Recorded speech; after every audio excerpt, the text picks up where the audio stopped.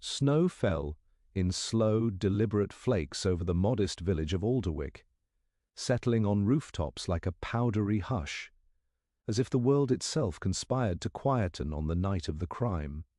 Christmas lanterns glowed weakly behind frosted windows, their warmth unable to penetrate the biting cold. The old manor at the village's northern edge, Winterly House, stood especially still, its chimneys releasing only the faintest whisper of smoke. Inside, however, chaos had awakened. The body of Cyril Harrogate, the wealthy and notoriously private antiquarian, lay sprawled beside the enormous evergreen tree dominating the drawing-room. His right hand clutched a brass key, a small, ornate thing far too delicate to have belonged to any door in the manor. His spectacles were shattered against the polished floorboards, and a peculiar dusting of white powder flecked his fingertips. The French doors leading to the snow-covered terrace were locked from the inside. No other entrance showed signs of disturbance.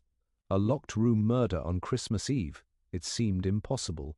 Mrs. Whitcomb, the long-time housekeeper, had discovered him moments after the grand clock in the hallway tolled 9. She'd been preparing mulled wine when she heard the shuddering crash of something heavy striking the floor.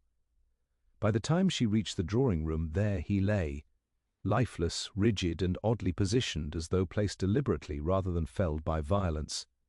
The local constable, Harold Pettigrew, was a stout man with a deep affection for simple answers, none of which presented themselves tonight. He examined the French doors repeatedly, jiggling the handles, testing the lock mechanism, even stepping outside through the kitchen to check the terrace's snowy surface. Not a single footprint disturbed the fresh blanket of white. No intruder could have entered or escaped without leaving a trace. As he worked, Pettigrew's irritation grew. Alderwick had the decency to remain uneventful for most of the year, but whenever the holidays approached, misfortune seemed to select a victim and drape itself over the village like tinsel. Still, this was new.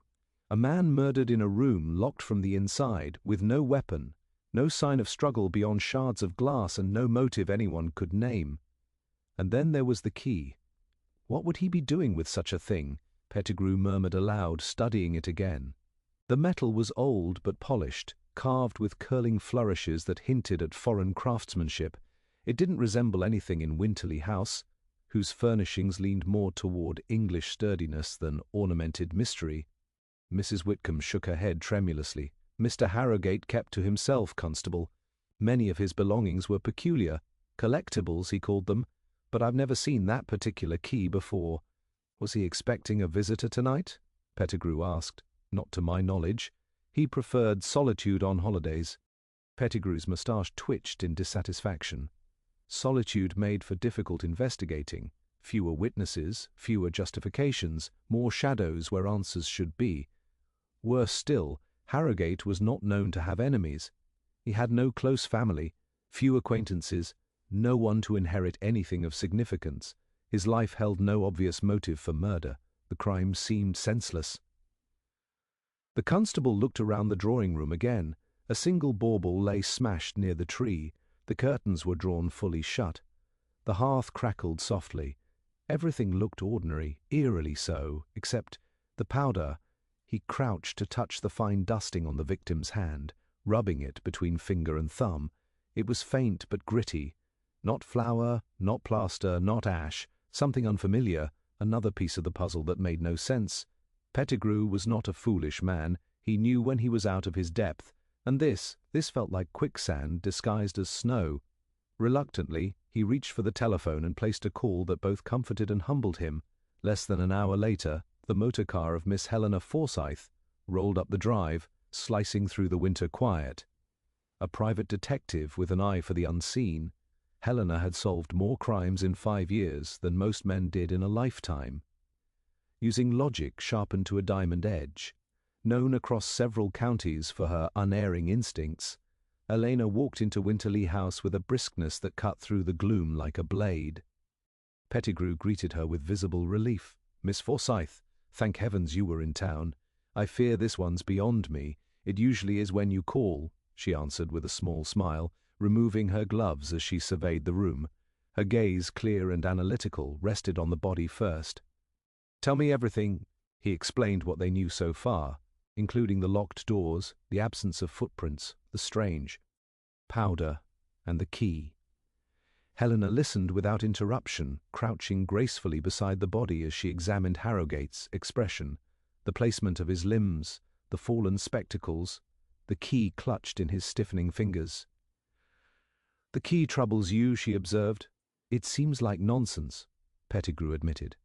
"A clue that points nowhere, or a clue placed carefully to mislead," she murmured. Her attention shifted to the white powder. She sniffed it, then rubbed a pinch between her fingers. Her eyes narrowed slightly. "Interesting. What is it?" Pettigrew asked. "Not something one expects to find in a drawing room, certainly. I'll need to test it later." She stood and moved toward the French doors. "And you're certain these were locked from inside?" "Positive." She examined the lock, hinges, and frame. Nothing unusual. She checked the curtains, thick velvet, and traced her hand along the window pane, cold to the touch, with no signs of tampering. She then paced the room in slow, thoughtful circles, observing the bauble on the floor, the alignment of furniture, the angle of the fallen spectacles. Then she stopped. "Mrs. Whitcomb," Helena said gently, "you were the first to find him?" "Yes, miss." The housekeeper's wrung hands betrayed her shaken nerves. "And you touched nothing, nothing at all?" "I fetched the constable immediately." Helena nodded approvingly. She stepped back to the tree, her eyes fixing on the broken bauble. It wasn't merely cracked, it looked crushed, as though something small but heavy had fallen directly onto it. She scanned the branches above it. Nothing appeared disturbed, which in itself was odd. She kneaded her lower lip thoughtfully. "Constable, were any windows open when you arrived?" No unusual smells, scents, heat? None?" Helena's steps slowed again as she analyzed every angle of the scene. A locked room, a man who died with UT struggle, a decorative foreign key held in his hand, a dusting of unusual powder, a crushed ornament, no footprints, no broken locks, no motive, an unsolvable crime, or one crafted to appear so. She examined Harrowgate's coat next, sliding her hand into its inner pocket. A folded piece of parchment rested inside. She withdrew it carefully. A single line, written in precise handwriting, stretched across the page. "The key opens what the eye cannot see." Pettigrew leaned over her shoulder. "What devilry is that supposed to mean?" Helena folded the note again slowly. "It means, Constable," she said, her tone sharpening with certainty, "that this crime is not what it appears. Someone has gone to considerable lengths to stage a murder too perfect to question. But they have already made one mistake." "What mistake?" She looked toward the crushed bauble, then at the powder on Harrowgate's fingers, then at the key gleaming faintly in the dim light. "The clue they hid," she said softly, "is the clue that will expose them." And as the wind howled outside Winterley House, Helena Forsyth knew the real hunt had just begun. Helena Forsyth's gaze lingered on the crushed bauble, its jagged edges catching the firelight like a frozen spark. She crouched once more, running her fingers carefully around the indentation in the carpet beneath it. The fibers were slightly disturbed, not from the impact of the ornament alone, but as if something heavier than a bauble had been pressed against it and then lifted. She glanced at Pettigrew, who hovered uncertainly nearby, wringing his gloved hands. "Constable, tell me, did you notice anything odd when you examined the tree earlier?" I checked for footprints in the snow outside," Pettigrew said, clearly flustered. "That's about it." Helena shook her head slightly. "The bauble is a distraction. The murderer intended you to notice the body, the key, perhaps even the powder, but this—" She touched the indentation again. "This is the first sign that someone else was in the room, unnoticed, and manipulated the scene before leaving." Mrs. Whitcomb clutched her apron, her voice trembling. "But miss, no one else could have been here, I swear it. I didn't see anyone. Mr. Harrowgate was alone when I passed the hall." Helena straightened and studied the housekeeper carefully. Mrs. Whitcomb's eyes flickered toward the mantelpiece, then to the door leading to the library. A faint twitch betrayed her discomfort. Helena noted it with quiet precision. "Thank you, Mrs. Whitcomb. I'll need to speak with you again, but please remain calm." The housekeeper sank into a chair, visibly relieved to be spared immediate interrogation. Helena turned back to the room. The key still lay in Harrowgate's stiff fingers, glinting faintly in the flickering light. She leaned close, inspecting the ornate brass. Her fingernail traced the carved flourishes. "Exquisitely crafted," she murmured. "Yet entirely useless here. It's a symbol more than a tool, a deliberate misdirection."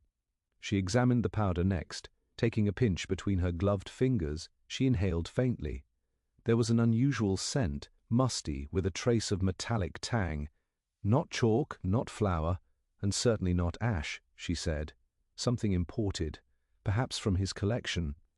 She looked toward the tall glass cabinets lining the walls, cases filled with curios, rare coins, and fragments of artifacts from distant lands. Harrowgate's obsession with collecting was well known. Each object was catalogued meticulously, yet she had the sense that one item, likely small and unassuming, had played a crucial role tonight. Helena moved with quiet deliberation through the drawing-room, her eyes catching the subtle irregularities that others had overlooked, a faint scuff on the carpet. Near the fireplace, an oddly angled chair, the way a corner of the rug lifted slightly against the floorboard. Nothing seemed significant, Pettigrew, but to her each anomaly whispered a fragment of a story. "Constable," she said softly, "tell me who had access to the library tonight." Pettigrew hesitated. "Only Mr. Harrowgate, miss. His visitors were limited. He didn't allow anyone in there without permission. Except perhaps—" His voice trailed off. "Except?" Helena prompted, leaning closer. "Well, he did sometimes allow Mr. Godfrey, his solicitor, but I've no reason to suspect him. He called earlier today, and Mr. Harrowgate said he'd come by tomorrow." Helena nodded, filing the information away. The solicitor's expected arrival didn't preclude a clever interference tonight. It merely narrowed the field. She moved toward the desk, noting papers neatly stacked, a calendar open to December, and a ledger containing meticulous entries. On the corner of the desk, partially obscured by the firelight, lay a small, peculiar object, a thimble-shaped charm of dark wood, capped with metal. It was out of place, foreign to the orderly collection of writing instruments and receipts. She picked it up delicately, turning it in her hand. "What have you found, miss?" Pettigrew asked. "This," she said, her eyes narrowing. "A distraction within a distraction. It's too deliberate to be accidental. And it bears a mark identical to the carving on this key." She held them side by side. The subtle flourish repeated in miniature on the thimble. Someone wanted to ensure that anyone observing the scene would note the key, and this confirms it as a stage prop rather than a functional object. Pettigrew blinked. "But why? What does it mean?" Helena didn't answer immediately. Her mind raced through the possibilities, each subtle detail layering upon the last. The powder on the fingers, the indent, carpet, the misaligned rug, the crushed ornament, the strange thimble-shaped charm, and the ornate key. They all pointed toward a careful orchestration. Not just murder, but a performance, and someone had misjudged their own cunning, small imperfections left behind that only a keen eye could detect. She moved toward the hearth, examining the fire. The logs had burned evenly, but faint ash traces extended toward the hearth's edge, suggesting the fire had been manipulated to obscure something. Her eyes followed a faint trail of powder leading from the body toward the small sideboard, where silver candlesticks glinted. Helena knelt, brushing her gloved fingers lightly along the trail. She paused, then smiled faintly. The murderer was confident that no one would notice such minutiae. Confidence and pride always betray the guilty. Mrs. Whitcomb shifted in her chair, fidgeting. Helena caught the movement. "Did anyone leave the room in the last hour?" she asked. "No. Only I went to fetch Mr. Pettigrew," the housekeeper replied. Helena tilted her head slightly, her eyes observing the way the woman's hands clasped the apron. There was a subtle tremor, one born not of fear alone. Helena's instincts told her that someone had lied, not deliberately perhaps, but instinctively, to shield another truth. The lie was small, but in detective work, small lies often led to the largest revelations. Turning to Pettigrew, she said, "We must examine the surrounding rooms. There may be items out of place, subtle traces that indicate how the murderer entered, or even where they concealed themselves prior to striking." They began with the library. a room of mahogany shelves and thick carpets. Helena's eyes immediately caught a faint smudge on one of the higher shelves, a thin line of the same white powder. She noted how it traced down to the desk below, almost invisible unless one bent low. A careful observer could reconstruct the murderer's path from these traces alone. "Notice, Constable," she said, kneeling beside the powder, "how deliberate the placement is. The murderer intended to leave clues, but only ones that would confuse and mislead. They relied on the assumption that no one would analyze the room as I do." Pettigrew frowned. "So they want to be clever, make it seem unsolvable." "Exactly," Helena confirmed. "And yet, even clever criminals err. In their hubris, they reveal the method, that thimble, the key, the powder, all part of a tableau. But the tableau conceals, not creates, the truth." She examined the floorboards, tracing the subtle indentations with her gloved fingertips. Each anomaly confirmed her growing theory. The murderer had moved carefully, perhaps wearing soft footwear, but had left minute pressure marks, a faint rhythm across the carpet. Combined with the crushed bauble and the dusted powder, it suggested not just opportunity, but rehearsed familiarity with the house. Helena rose, brushing off her skirts. "And the first deception appears in the form of misdirection," she said aloud, almost to herself. "The key, the powder, the bauble, all designed to mislead the eyes, but the mind cannot be deceived if it observes every nuance." She paused by the window, staring at the snow-covered terrace. The footprints outside were non-existent, yet the killer had emerged. Helena allowed herself a thin smile. "There is someone in Alderwick," she murmured, "who believes that perfection can be achieved in crime. But no human hand can be flawless. We will find that imperfection, and it will lead us to them." Pettigrew glanced at her, a mix of awe and confusion in his expression. "Miss Forsyth, you already see things I would never notice." "I see the invisible, Constable," she said softly, "and sometimes the invisible leaves the loudest footprint." She turned back to the room, eyes sweeping the drawing-room once more. The investigation had only just begun, yet Helena knew instinctively that the threads were converging. The murderer had left a story embedded in the smallest details, and if she followed each one carefully, the truth would reveal itself. In that quiet, snow-blanketed house, Helena Forsyth began piecing together a puzzle that others deemed unsolvable, her mind tracing paths unseen and motives unspoken, preparing to uncover the deception hiding behind a meticulously staged Christmas murder. Helena Forsyth settled into the high-backed chair in the drawing-room, folding her gloved hands over her knees as she invited Mrs. Whitcomb to recount the evening's events. The housekeeper's hands trembled slightly, though she tried to steady herself against the polished arm of the chair. Helena's eyes, calm yet unyielding, probed gently for the smallest signs of concealment, the subtle flickers of hesitation that often accompanied half-truths. "It was after supper," Mrs. Whitcomb began, her voice quivering. "I had finished clearing the table and was returning to the kitchen when I heard the crash. I hurried down the hall and found Mr. Harrogate there on the floor.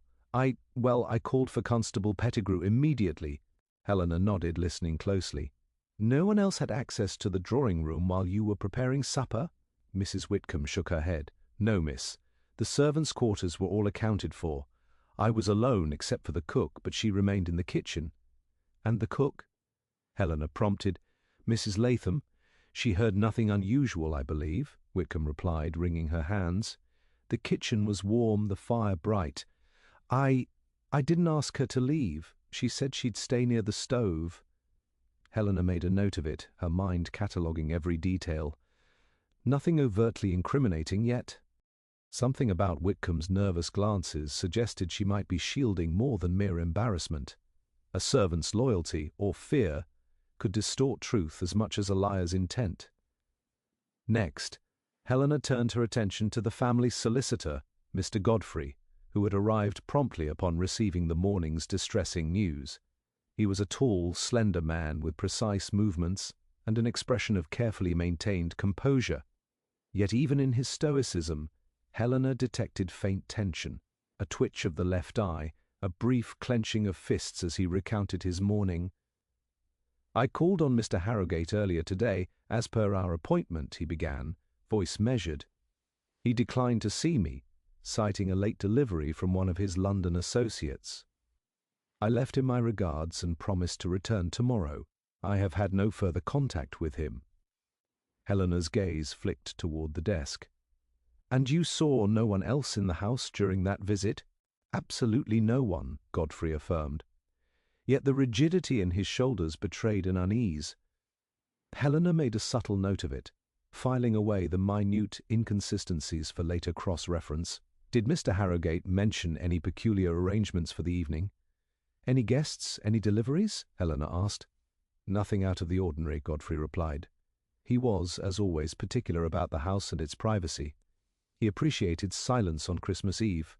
Helena inclined her head slightly. His words were technically true, yet the careful phrasing, "technically true," hinted at an unspoken reservation. She would need to test it. Next came Alden Kerr, a distant cousin who lived in a neighbouring village and had received a last-minute invitation to the manor for Christmas dinner. He appeared eager, perhaps overly so, as he recounted his evening. "I arrived around 6, Kerr said, eyes darting about the room as if recalling imagined scenery. Cyril was in. Good spirits, though, of course, he was distracted by his work. I left shortly after 8 to collect my coat. It was so chilly outside, and then—" He hesitated, swallowing. "And then I heard the commotion from the hall. I ran in." Helena raised an eyebrow. "You left after 8, and the body was discovered at 9. "Yes," Kerr said firmly, though his jaw tightened. Perhaps only minutes before." Her sharp eyes caught a fleeting inconsistency. The snow on his coat's hem was dry, untouched by recent flakes, suggesting he had been indoors longer than he admitted. She made a subtle note. "And during your time in the manor," she pressed, "did you visit any rooms beyond the drawing-room?" Kerr's hesitation was almost imperceptible, but it was there. "No," he replied quickly. "I only passed the hall to the cloakroom." Helena's attention sharpened. Each witness painted a version of events consistent in surface, yet riddled with invisible cracks. The eager compliance of Godfrey, the nervous loyalty of Whitcomb, the hurried, almost rehearsed recollection of Kerr, all suggested layers of concealment, each hiding a motive of varying clarity. She let the silence stretch for a moment before asking, "Mrs. Whitcomb, did Mr. Harrogate ever mention any secret compartments or objects of particular value stored unusually?" The housekeeper's eyes widened slightly. "He sometimes spoke of objects he kept hidden, miss. He liked them safe, away from prying hands, but I never saw them. Only he knew where they were."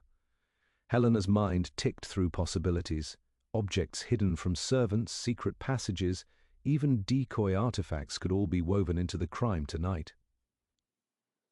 Her gaze returned to the key in the deceased's hand, the thimble-shaped charm on the desk, and the crushed bauble. Each was a fragment of a code the murderer believed no one would decipher. "Mr. Godfrey, you handle M. Harrogate's legal affairs." Could there have been disputes, financial or otherwise, that might cause resentment? She asked. Godfrey stiffened. "None worth noting. Cyril's affairs were complicated, yes, but I handled them precisely to prevent friction. Any disputes were trivial, minor, and certainly not motive enough for—" He trailed off, then recovered with a controlled cough. Helena noted the subtle defensiveness. Even those who seemed above suspicion often carried the seeds of duplicity. "And Alden," she said, turning to the cousin, "were you aware of any jealousies or rivalries among your family? Something that might have festered over time?" Kerr's hands tightened over his coat lapel. "Family is always complicated," he muttered, "but nothing worth discussing. Certainly nothing related to Cyril's demise." Helena's gaze softened slightly. "Yet the truth often hides beneath politeness, Alden. Consider carefully. Even the smallest resentment can drive actions one cannot anticipate." He swallowed hard and looked away. Helena allowed herself a faint nod. The reluctance to speak freely, paired with his eagerness to appear cooperative, hinted at partial truths. She filed it carefully. Sometimes deception was more illuminating than honesty. By the time she concluded her first round of questioning, the tapestry of statements was tangled yet revealing. Contradictions were subtle but discernible. Whitcomb's loyalty might mask concealment of an inconvenient truth. Godfrey's calm composure suggested hidden tension. Kerr's eagerness and minor inconsistencies indicated nerves possibly tied to deeper involvement. And underlying all of this, Helena's mind returned to the key, the charm, and the powder, silent witnesses that no spoken word could entirely obscure. She allowed herself a pause, leaning back in the chair as snow continued to drift softly against the frost-lined Y. Endows. Each witness, each fragment of information contributed to a growing picture. Helena's eyes swept the drawing room once more, noting how the bauble's crushed edges caught the firelight, how the indented carpet suggested weight and movement, and how the subtle powder trace led inexorably toward concealed intention. The voices had spoken, some fully, others partially, and beneath each carefully chosen word, Helena Forsyth could sense the quiet stirrings of deception. It was a tangled web, but the threads were present, and if she followed them with the precision she trusted, the story hidden within the Christmas Eve murder would begin to reveal itself, one imperceptible clue at a time. The investigation was no longer merely about a man's death. It was about uncovering human cunning, observing the invisible dance of deceit, and listening to the quiet whispers left behind by those who believed themselves unseen. Helena's keen eye had arrived fully, and she was ready to unravel the first true mysteries hidden beneath the facade of Christmas cheer. Helena Forsyth remained in the drawing-room long after the initial questioning, her sharp eyes moving from the fallen bauble to the intricate inlay of the parquet floor. The snow outside lay untouched, a perfect contrast to the disorder within. She could feel the pulse of the investigation thickening, each subtle detail a thread in a web of motives, alibis, and hidden resentments. One thing was clear: every person in that house, whether by proximity, relationship, or circumstance, had reason to act, yet no single explanation sufficed to unravel the night's events. Mrs. Whitcomb remained seated, her hands tightly folded, but Helena sensed an undercurrent of worry that went beyond fear of blame. "Mrs. Whitcomb," she said softly, "you've served this household for decades. You know the family and the household better than a... Tell me, was there anyone who might have had cause to resent Mr. Harrogate?" But the housekeeper hesitated, her eyes flicking toward the French doors. "Mr. Harrogate, he was a private man, not unkind, but strict. He was particular about his collection, about who could touch or even see his things.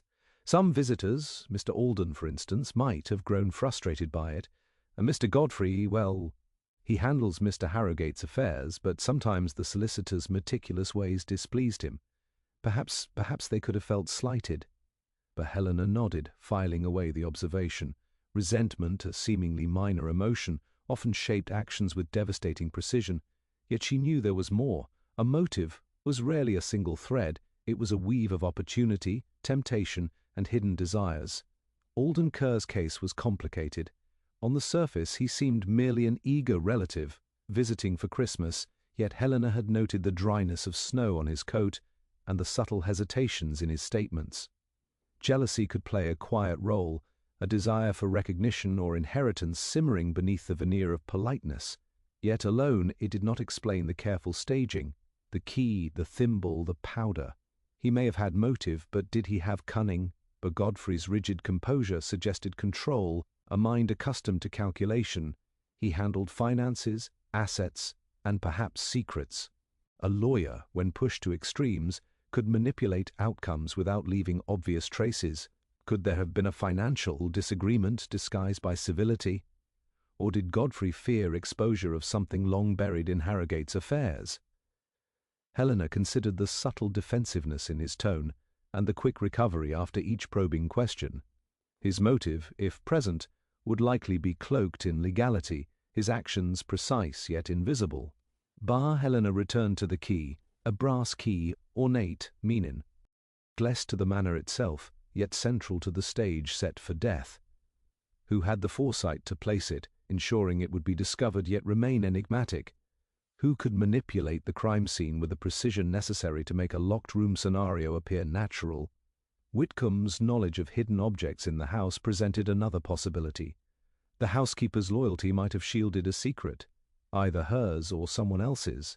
Perhaps she knew of compartments, artifacts, or letters that could reveal information damaging to another party. If threatened, motivated by fear rather than malice, she could inadvertently or deliberately contribute to the staging of events. Fear, Helena reminded herself, was as powerful a motivator as greed or jealousy. Helena rose, walking deliberately around the room, eyes sweeping every surface. She reviewed each alibi, each statement, each subtle contradiction.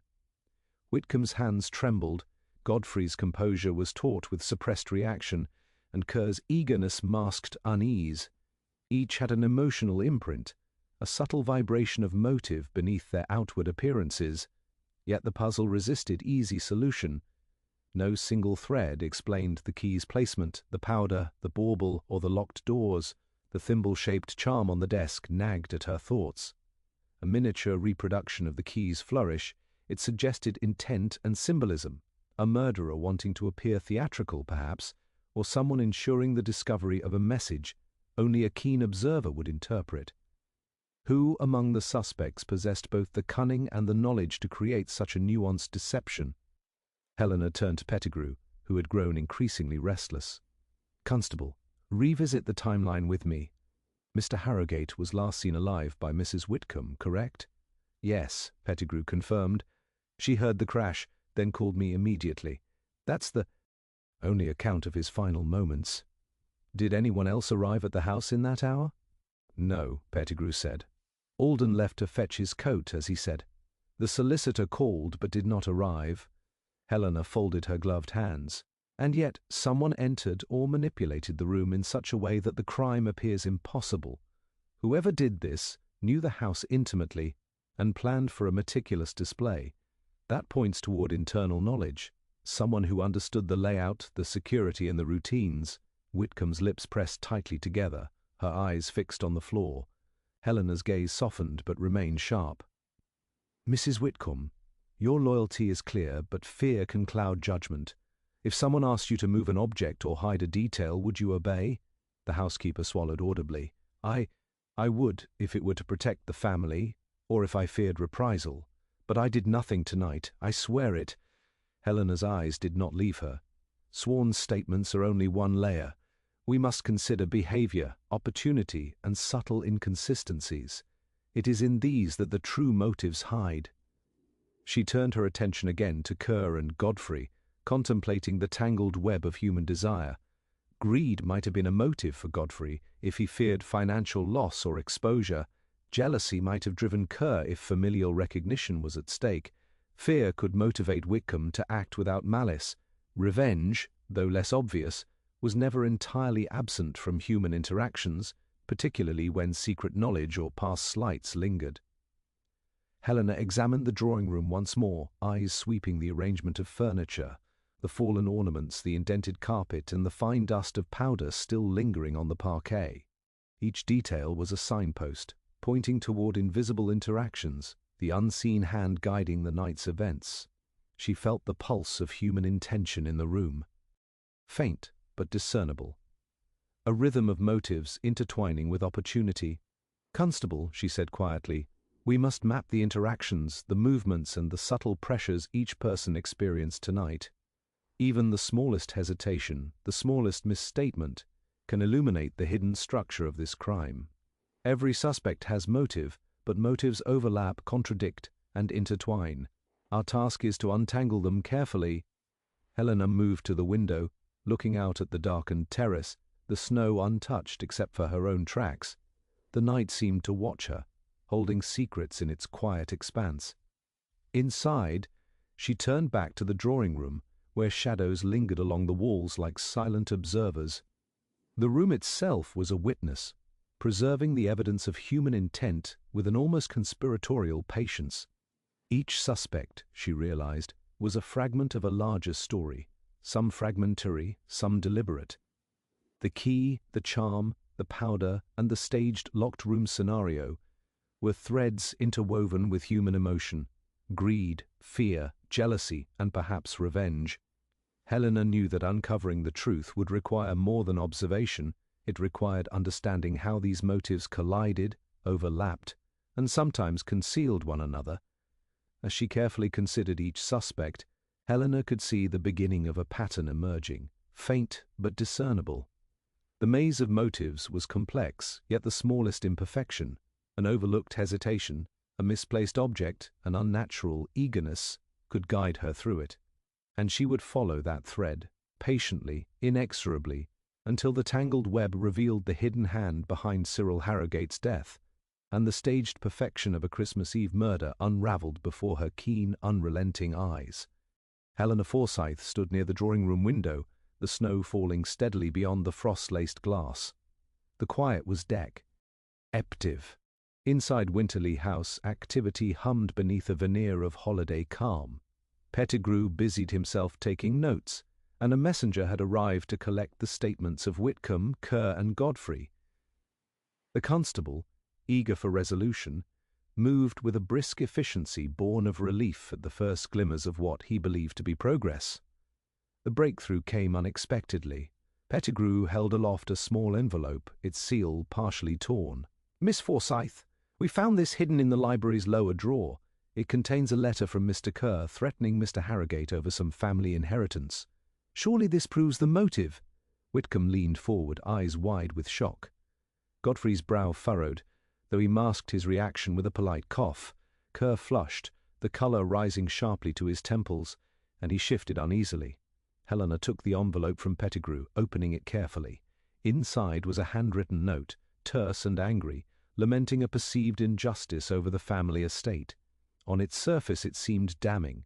Pettigrew's face lit with satisfaction.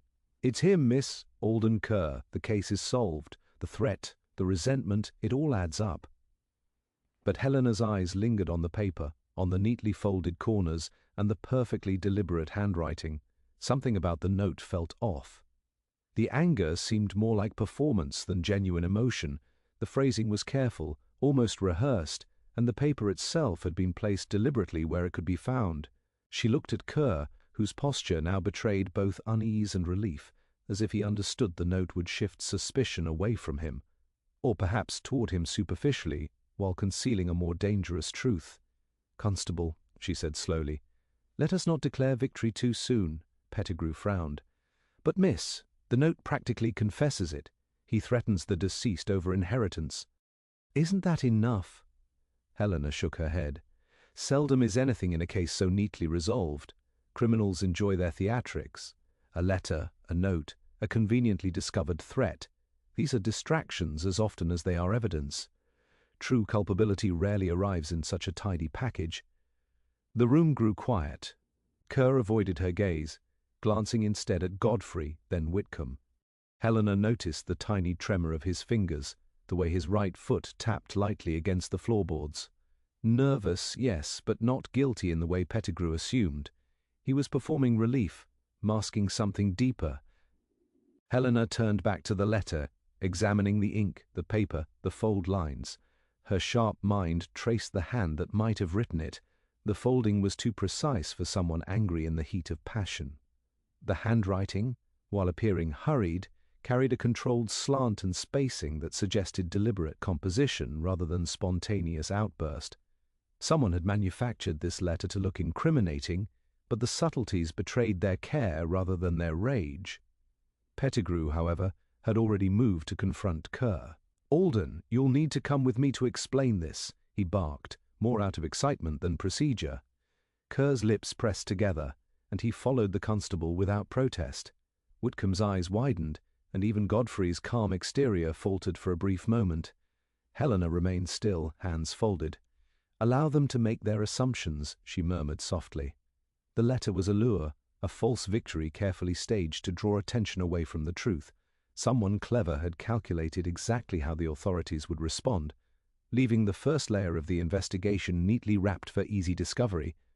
She moved toward the fireplace, her gloved fingers brushing lightly along the mantel, the crushed bauble, the powder, the key, and the thimble shah. Ped charm, all remained untouched by Pettigrew's excitement, yet each whispered more than the letter ever could. The murderer, she realized, had anticipated the superficial examination, counting on the rush to judgment. Helena returned to the scene of the body, noting the subtle indentations in the carpet, the angle of Harrogate's spectacles, the powder faintly smeared on the parquet. She considered the locked doors, the impossibility of entry or exit, and the meticulous placement of the key. Every detail pointed towards someone who relished manipulation, someone capable of understanding human behavior and exploiting it. The false breakthrough, Helena knew, had a purpose beyond misleading the authorities. It gauged reactions. The real criminal, still cloaked in shadow, would watch the frenzy of accusations, waiting for the opportune moment to act again or to cement the illusion of resolution. Helena's instincts, honed through years of careful observation, told her that the person who had arranged the scene possessed patience, cunning, and a capacity to anticipate each move made by those investigating. Whitcomb hovered nervously near the sideboard, attempting to busy herself with tidying, though the tremor in her hands betrayed her tension. Helena observed, noting the way she glanced at the letter on the desk before turning away, almost as if to reassure herself that it had shifted suspicion elsewhere. Godfrey, seated stiffly, continued to maintain his calm exterior, but Helena detected subtle signs of impatience, a tightening of his jaw, a rapid blink, a foot tapping lightly beneath his trousers. Each gesture was faint but meaningful. Helena allowed herself a quiet assessment of the house. The drawing-room, immaculate yet manipulated, was a canvas of human intention. Every movement, every object, every subtle misalignment carried potential meaning. Pettigrew had ruché to judgment, but she was not so easily fooled. The note, while seemingly decisive, was a calculated misdirection. It did not solve the puzzle, it merely obscured the deeper design. Stepping toward the window, Helena gazed at the dark terrace where the snow remained untouched. The killer had moved with precision, leaving behind a stage that misled the eyes yet revealed the personality of the orchestrator to the observant. Helena knew that the person who had arranged this murder, who had staged the false victory, possessed both intimate knowledge of the manner and a keen understanding of human behavior. She returned to the body, kneeling beside it to examine the hand still holding the key. The thimble-shaped charm on the desk caught her eye, glinting faintly in the firelight. Together, the two objects suggested a symbolic message, a deliberate narrative constructed to deceive those who would look only for surface evidence. Helena exhaled slowly. "Pettigrew believes the case is solved," she murmured, almost to herself, "but he has taken the bait. The real culprit remains unseen, patiently observing, confident that this diversion will hold until they choose to act again." She moved to the thimble, lifting it carefully. Her mind traced the connections between the objects, the witnesses, and the motives she had catalogued. Greed, jealousy, fear, and hidden resentments formed a tangled network, yet one thread ran through them all, the meticulous hand of someone capable of controlling every element of a crime scene, anticipating every reaction, and planting the false evidence at just the right moment. Helena rose, smoothing her skirts, her eyes sweeping the drawing-room once more. Pettigrew's excitement, the suspect's reactions, the staged letter, all were pieces in a performance orchestrated by a mind cleverer than the average criminal. The false victory would embolden them, giving them the illusion of safety. Yet Helena was certain the real criminal had not left the shadows. They remained, silent and calculating, waiting for the opportune moment to reveal the truth, or to strike again. The snow continued to fall outside, quiet and serene, but within Winterly House the tension was thick and unresolved. Helena Forsyth knew the case was far from finished. The false victory was merely a curtain, hiding the deeper, more intricate truth, and she intended to pierce it, slowly, deliberately, until the mind behind the Christmas Eve murder could no longer conceal itself. Helena Forsyth remained in the drawing-room long after the false triumph had dissipated Pettigrew's enthusiasm. The house was quieter now, save for the soft crackle of the fire and the occasional creak of settling timbers. She moved deliberately through the room, examining once again the scattered objects, the key, the thimble-shaped charm, the powder, the crushed bauble, all symbols in a language only an attentive mind could decipher. Each piece hinted at intention, yet none told the whole story. Her eyes fell upon a faint scratch on the edge of the library desk, almost imperceptible beneath the varnish. A previous investigator might have overlooked it entirely, yet Helena's sharp vision caught the subtle groove. She traced it gently with her gloved fingertip, considering its origin. It could have been an accident, she mused, but something about the timing and placement suggested otherwise. Her thoughts drifted back to an old case from 5 years prior, one that had remained unresolved, involving a staged burglary and the disappearance of a minor artifact. A miniature, intricately carved key, not unlike the one held now in Harrowgate's lifeless fingers. Helena recalled the details with precision. The key had been symbolic, not functional. It had disappeared mysteriously, and suspicion had lingered on a solicitor and a distant relative, both now present in Winterly House. The parallels were striking, though subtle. She felt the first tendrils of a connection forming, linking the present murder to a long-forgotten grievance. She retrieved her notebook, flipping through past cases until she found the relevant report. The earlier incident had involved Godfrey himself, who had represented the family at that time, and Alden Kerr, whose name had appeared in correspondence regarding the misplaced key. Helena's eyes narrowed as she cross-referenced the handwriting, the style, and the sequence of events. It was not conclusive yet, but the threads of history were beginning to interlace with the current scene. Returning to the drawing room, she studied the reactions of the remaining household.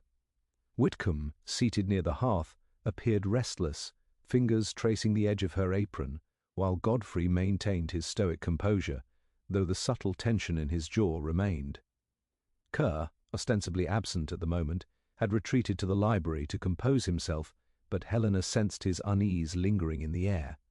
Each of them was entangled in the same past, whether aware of it or not, and that entanglement had shaped the present in ways not yet visible to others. Helena moved to the mantel, examining the line of candlesticks and the carefully arranged decorations. Something small but significant had gone unnoticed. A smudge on the base of one candlestick, faint yet discernible, that matched the metallic tang of the powder on Harrowgate's fingers. It suggested prior handling, a movement designed to leave subtle clues while hiding the broader truth. Helena traced it in her mind.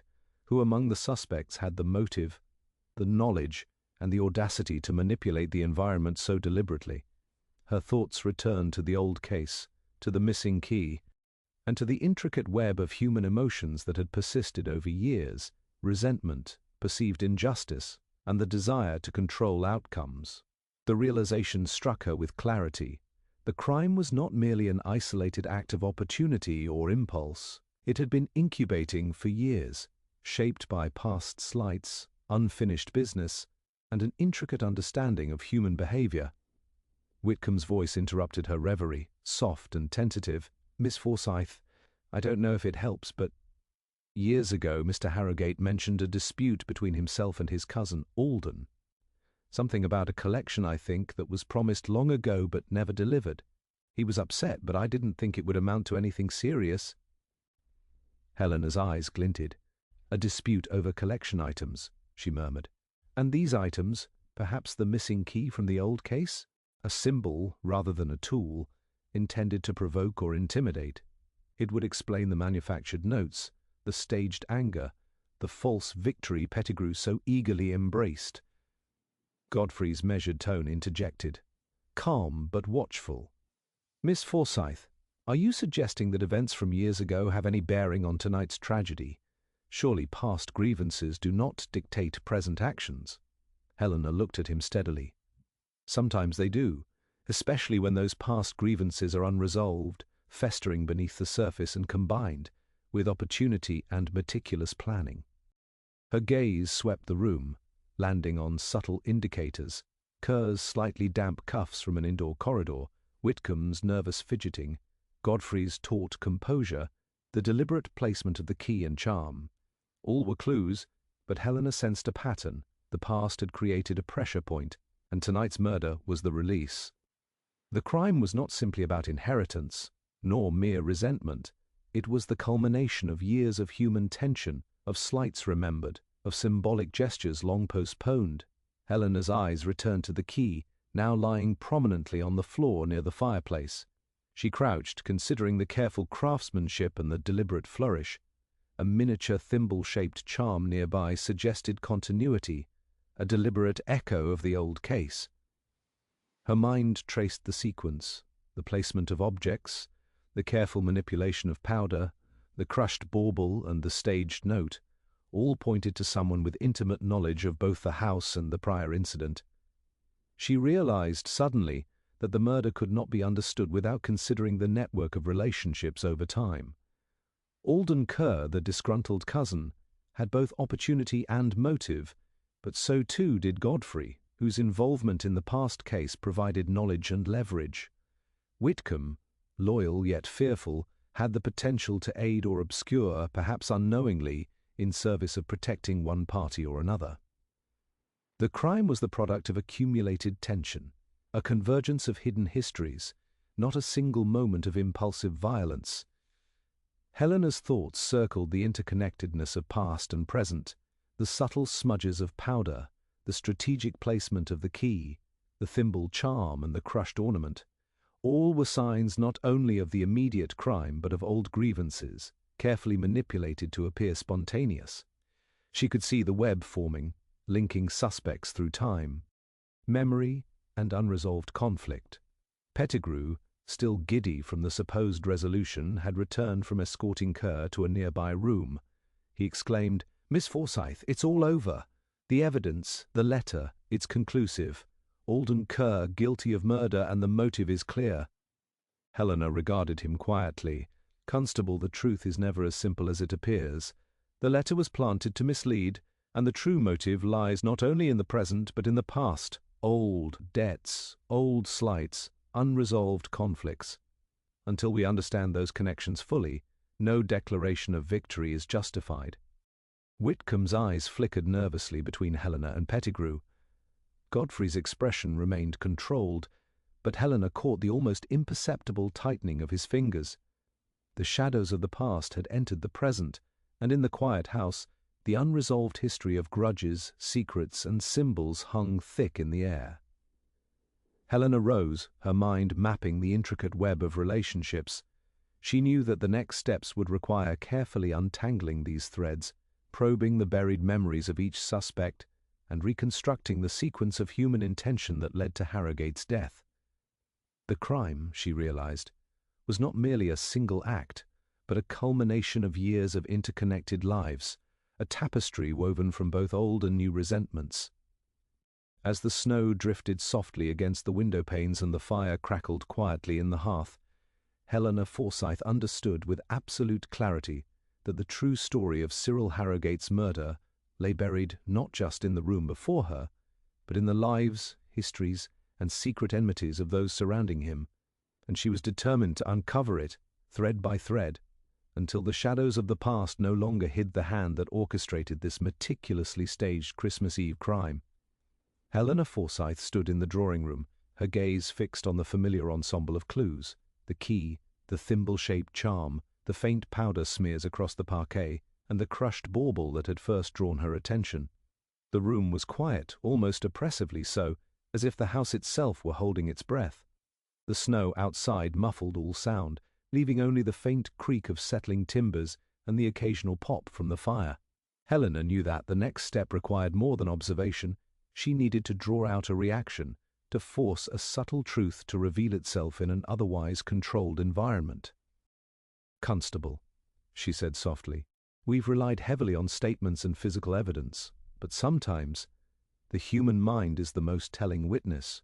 I intend to employ a method that may seem unconventional but effective." Pettigrew's brow furrowed. "Unconventional, miss? How so?" Helena smiled faintly, the kind that promised both insight and challenge. "We are going to see who among the household can maintain composure when confronted with a scenario that mirrors the crime. People cannot always control the reflexes of guilt or anxiety. It is a subtle form of psychological observation, nothing more, nothing less." Whitcomb, seated near the hearth, looked startled. "Miss Forsyth, I don't understand. You mean you'll test us?" "Only in manner of speaking, Mrs. Whitcomb," Helena replied. "Think of it as a conversation, a reconstruction that may jog memories, emotions, or perhaps hidden reactions. She moved to the fireplace, retrieving a folded cloth from the mantel. Inside was a delicate arrangement, a miniature replica of the key and thimble-shaped charm, placed on a small velvet cushion. Helena laid them on the center table where all could see. "The true clue," she began, her voice measured, "is not only what was discovered, but what we do not notice at first glance. I want each of you to examine these objects and tell me what strikes you as odd, what seems out of place." Whitcomb's hands trembled slightly as she leaned forward, her eyes flicking nervously between the objects. Godfrey's fingers pressed lightly together, composed, as if weighing each word before it left his lips. Alden Kerr shifted in his chair, adjusting his posture in a manner almost imperceptible, though Helena's keen observation caught the subtle stiffness. Whitcomb spoke first, her voice hesitant. "Miss, the key, it's not the sort of thing we'd normally find lying about. And the thimble, I can't see why it's here." "It seems symbolic, perhaps." Helena nodded. "A good start. It is symbolic indeed, but notice how each piece interacts with your perception of the room. I want you to imagine the sequence of actions, how someone might move these objects, why they were left, and for whose eyes." Godfrey's lips tightened. "One could speculate endlessly," he said, measured and cautious. "A key might be left as a lure, the thimble as a signature, but without direct evidence, it is conjecture." Helena's eyes flicked to him. "Yes, Mr. Godfrey, but conjecture has its own revelations. Observe your instinct. What does your mind focus on first? Fear, opportunity, or the anticipated outcome?" Kerr hesitated, and in that moment, Helena noticed the almost imperceptible narrowing of his eyes and a faint tightening of his jaw.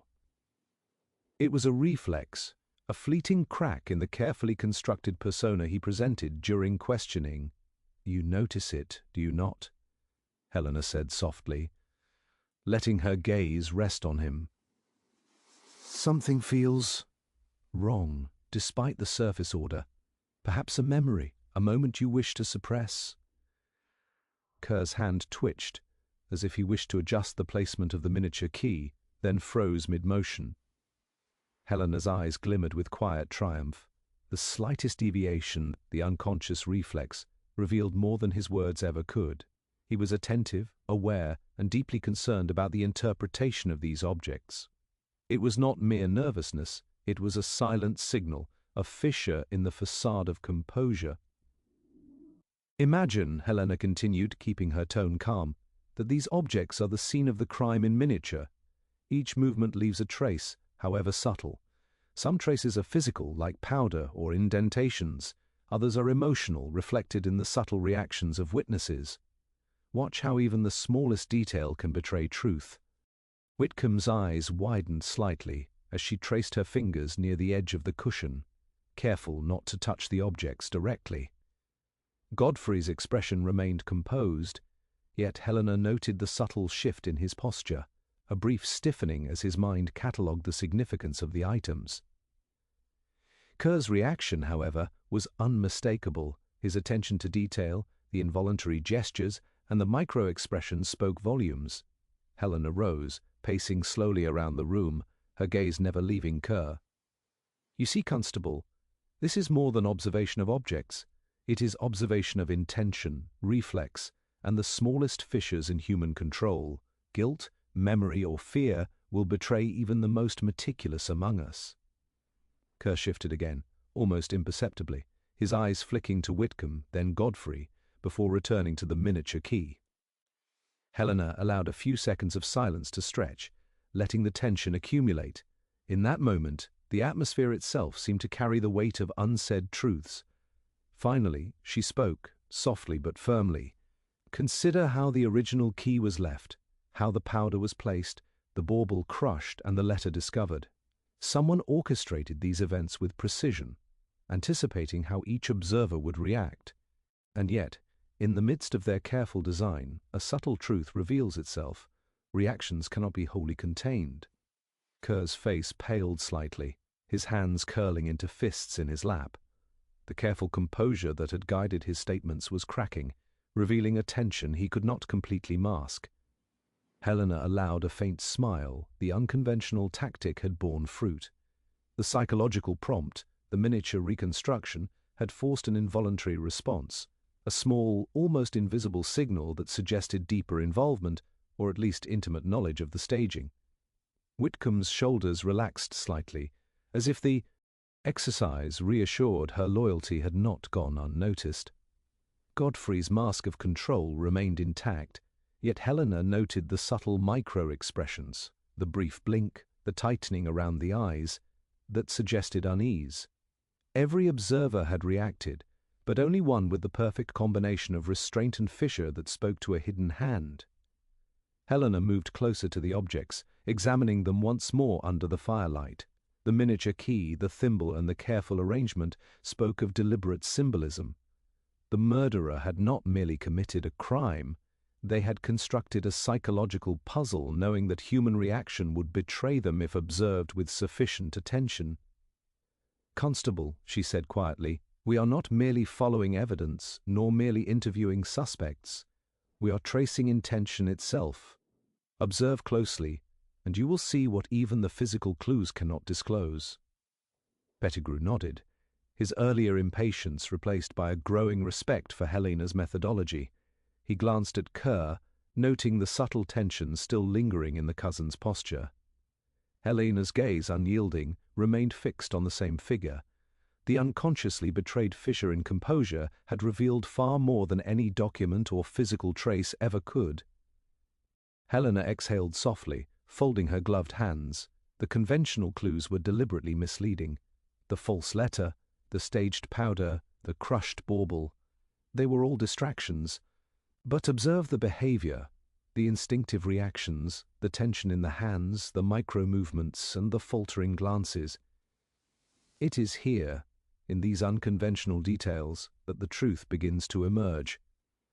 The puzzle is no longer merely objects, it is human response itself. The room remained still, the fire casting long shadows along the walls. Helena's eyes, keen and unwavering, had isolated the subtle crack in the carefully constructed deception. She knew now which threads of behavior demanded the closest scrutiny, which reactions spoke louder than words, and which concealed histories still awaited her probing. The unconventional clue, the smallest involuntary gesture, had opened a window into the hidden mind behind the Christmas Eve murder, and Helena Forsyth was poised to follow it wherever it might lead. Helena Forsyth had just returned to the drawing-room after her subtle psychological test, her mind humming with the implications of Kerr's reactions. The firelight flickered across the polished floorboards, casting elongated shadows that seemed to stretch toward the corners of the room, and the miniature key and thimble-shaped charm lay undisturbed on the velvet cushion. She allowed herself a moment to savor the faint, almost imperceptible satisfaction of progress. The threads were beginning to reveal a pattern, and the fissure in Kerr's composure had given her the first tangible lead in days. She moved to the desk where Harrogate's papers had been collected, intending to examine the notes and letters again, searching for overlooked details that might connect past and present grievances. Pettigrew hovered nearby, his notebook in hand, still buzzing with the excitement of the unconventional tactic Helena had employed. "Miss Forsyth," he said, "should we confront Kerr now? He seemed rattled, to say the least." Helena shook her head. "Patience, Constable. Observation continues until we have the full picture. Hasty confrontation can force defensive behavior rather than revealing truth." As she reached for the envelope containing the letter Pettigrew had previously triumphantly displayed, a sudden cold chill brushed along the back of her neck. She turned sharply, only to see the constable frowning in confusion. The envelope, her eyes tracked to the spot where it had rested moments before, was gone. "Hat! Where is it?" Pettigrew exclaimed, moving to the table. The other objects, the key, the thimble, the bauble, remained untouched, but the letter, the supposed breakthrough, had vanished. Helena's mind worked quickly, a calm storm of deduction. "Someone has removed it," she said, her voice measured, though her eyes betrayed a flash of alarm. "And not at random. Whoever did this understands its value. They are aware we are tracing the connections between past grievances and present actions. This removal is deliberate, intended to hinder our investigation." Whitcomb, hovering near the hearth, paled visibly. "Miss, you think it was someone in the house?"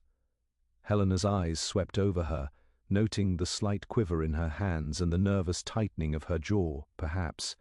Consider who had access, who was present when Pettigrew left the room briefly, and who had reason to interfere." Godfrey, seated stiffly in his chair, interjected, "Miss Forsyth, if the letter is truly gone, surely we should alert the authorities immediately. Its disappearance undermines the investigation." Helena's gaze turned to him, sharp and unwavering. "Exactly why we must proceed carefully. Alerting the authorities indiscriminately could provoke the individual responsible to conceal further evidence, or worse, manipulate the scene once more. Whoever removed the letter is aware of scrutiny and may strike again if they sense exposure." Pettigrew's face flushed with frustration. "But it was supposed to be our evidence. How could it vanish under our watch?"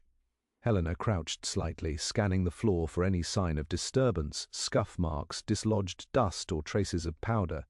Her eyes, sharp as ever, caught a faint smudge along the edge of the sideboard, almost imperceptible in the dim firelight. Someone had brushed against it, likely in haste or anxiety, leaving the slightest trace of intervention. "It was taken deliberately," she said, straightening, "and likely by someone intimately familiar with the room and its routines. The object's significance is not merely in its content, but in the response it provokes. Its absence is a calculated disruption, a move in a carefully plotted game." Whitcomb clutched her apron, eyes darting nervously toward the library. "Miss Forsyth, could it be Mr. Kerr or Mr. Godfrey? Perhaps someone who didn't want it examined?" Helena considered the possibilities. Kerr's earlier reaction to the miniature reconstruction had revealed a fissure of tension, and Godfrey's control had been subtly strained despite his outward calm. Both had motive, access, and knowledge, yet the precision of the act suggested not desperation, but deliberation. This was the hand of someone accustomed to calculation, capable of anticipating observation, and careful enough to remove evidence without leaving a trace that would be immediately obvious. She turned her attention to the remaining objects, the key, the thimble, and the crushed bauble. Each still lay in their previous positions unaltered. But Helena noticed something subtle. The powder dust along the edge of the carpet had shifted slightly, as if disturbed by a footstep not accounted for. A careful eye would interpret it as a misalignment, a faint smudge inconsistent with the initial scene. "Constable," she said, lowering her voice, "note the subtle shift here. The removal of the letter was not clumsy. It was precise, yet even precision leaves behind minor traces for those who know how to observe. The perpetrator believes themselves beyond notice, but we are not so easily deceived." Pettigrew leaned closer, scrutinizing the small disturbance. "I see it, barely. But why remove it, Miss Forsyth? Surely the letter incriminated someone already." Helena's lips curved into a faint, knowing smile. "Because its presence risks too much for the perpetrator. The letter was a decoy, a distraction, as I suspected. Its discovery could have misled us entirely, but the individual behind this understands that we are seeing through the false trail. By removing it, they buy themselves time, obscuring the layers beneath while observing our reactions." Whitcomb's eyes widened. "Then, the real culprit is still here watching?" Helena nodded slowly. "Precisely. This disappearance proves more than it conceals. It confirms a level of cunning, a familiarity with both the household and the investigation, and a willingness to act preemptively to protect themselves. The stakes are higher now. Trust within these walls is fragile, and each interaction must be measured carefully." Godfrey's gaze flicked to the fireplace, then toward Whitcomb, before settling back on Helena. There was a tension in his jawline, a faint twitch at the corner of his eye, subtle enough that only a practiced observer would notice. Helena recorded it silently, aware that the removal of the letter might provoke the next reaction, a small crack in the wall of composure. "The perpetrator is testing us," she said, pacing slowly between the table and the window, gauging our responses, measuring our attention. we must be equally strategic. We proceed as if we know nothing, yet observe everything.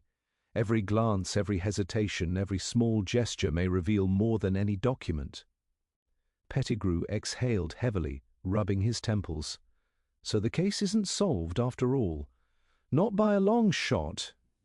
Helena's gaze swept the room, lingering on the remaining objects, and then on the faces of those present. No, Constable, the case has gained momentum, but the path forward is delicate. The disappearance of the letter heightens both risk and opportunity. The real perpetrator is still present, their confidence bolstered by the assumption of safety. But confidence is fragile. One subtle observation, one carefully placed psychological prompt, and the truth will begin to surface again. The snow outside thickened, blanketing the world in silence, but inside Winterly House the tension had become almost tangible. Helena Forsyth knew that each movement, each reaction, and each unspoken thought could hold the key to revealing the hidden hand. The vanishing evidence had raised the stakes and illuminated the danger.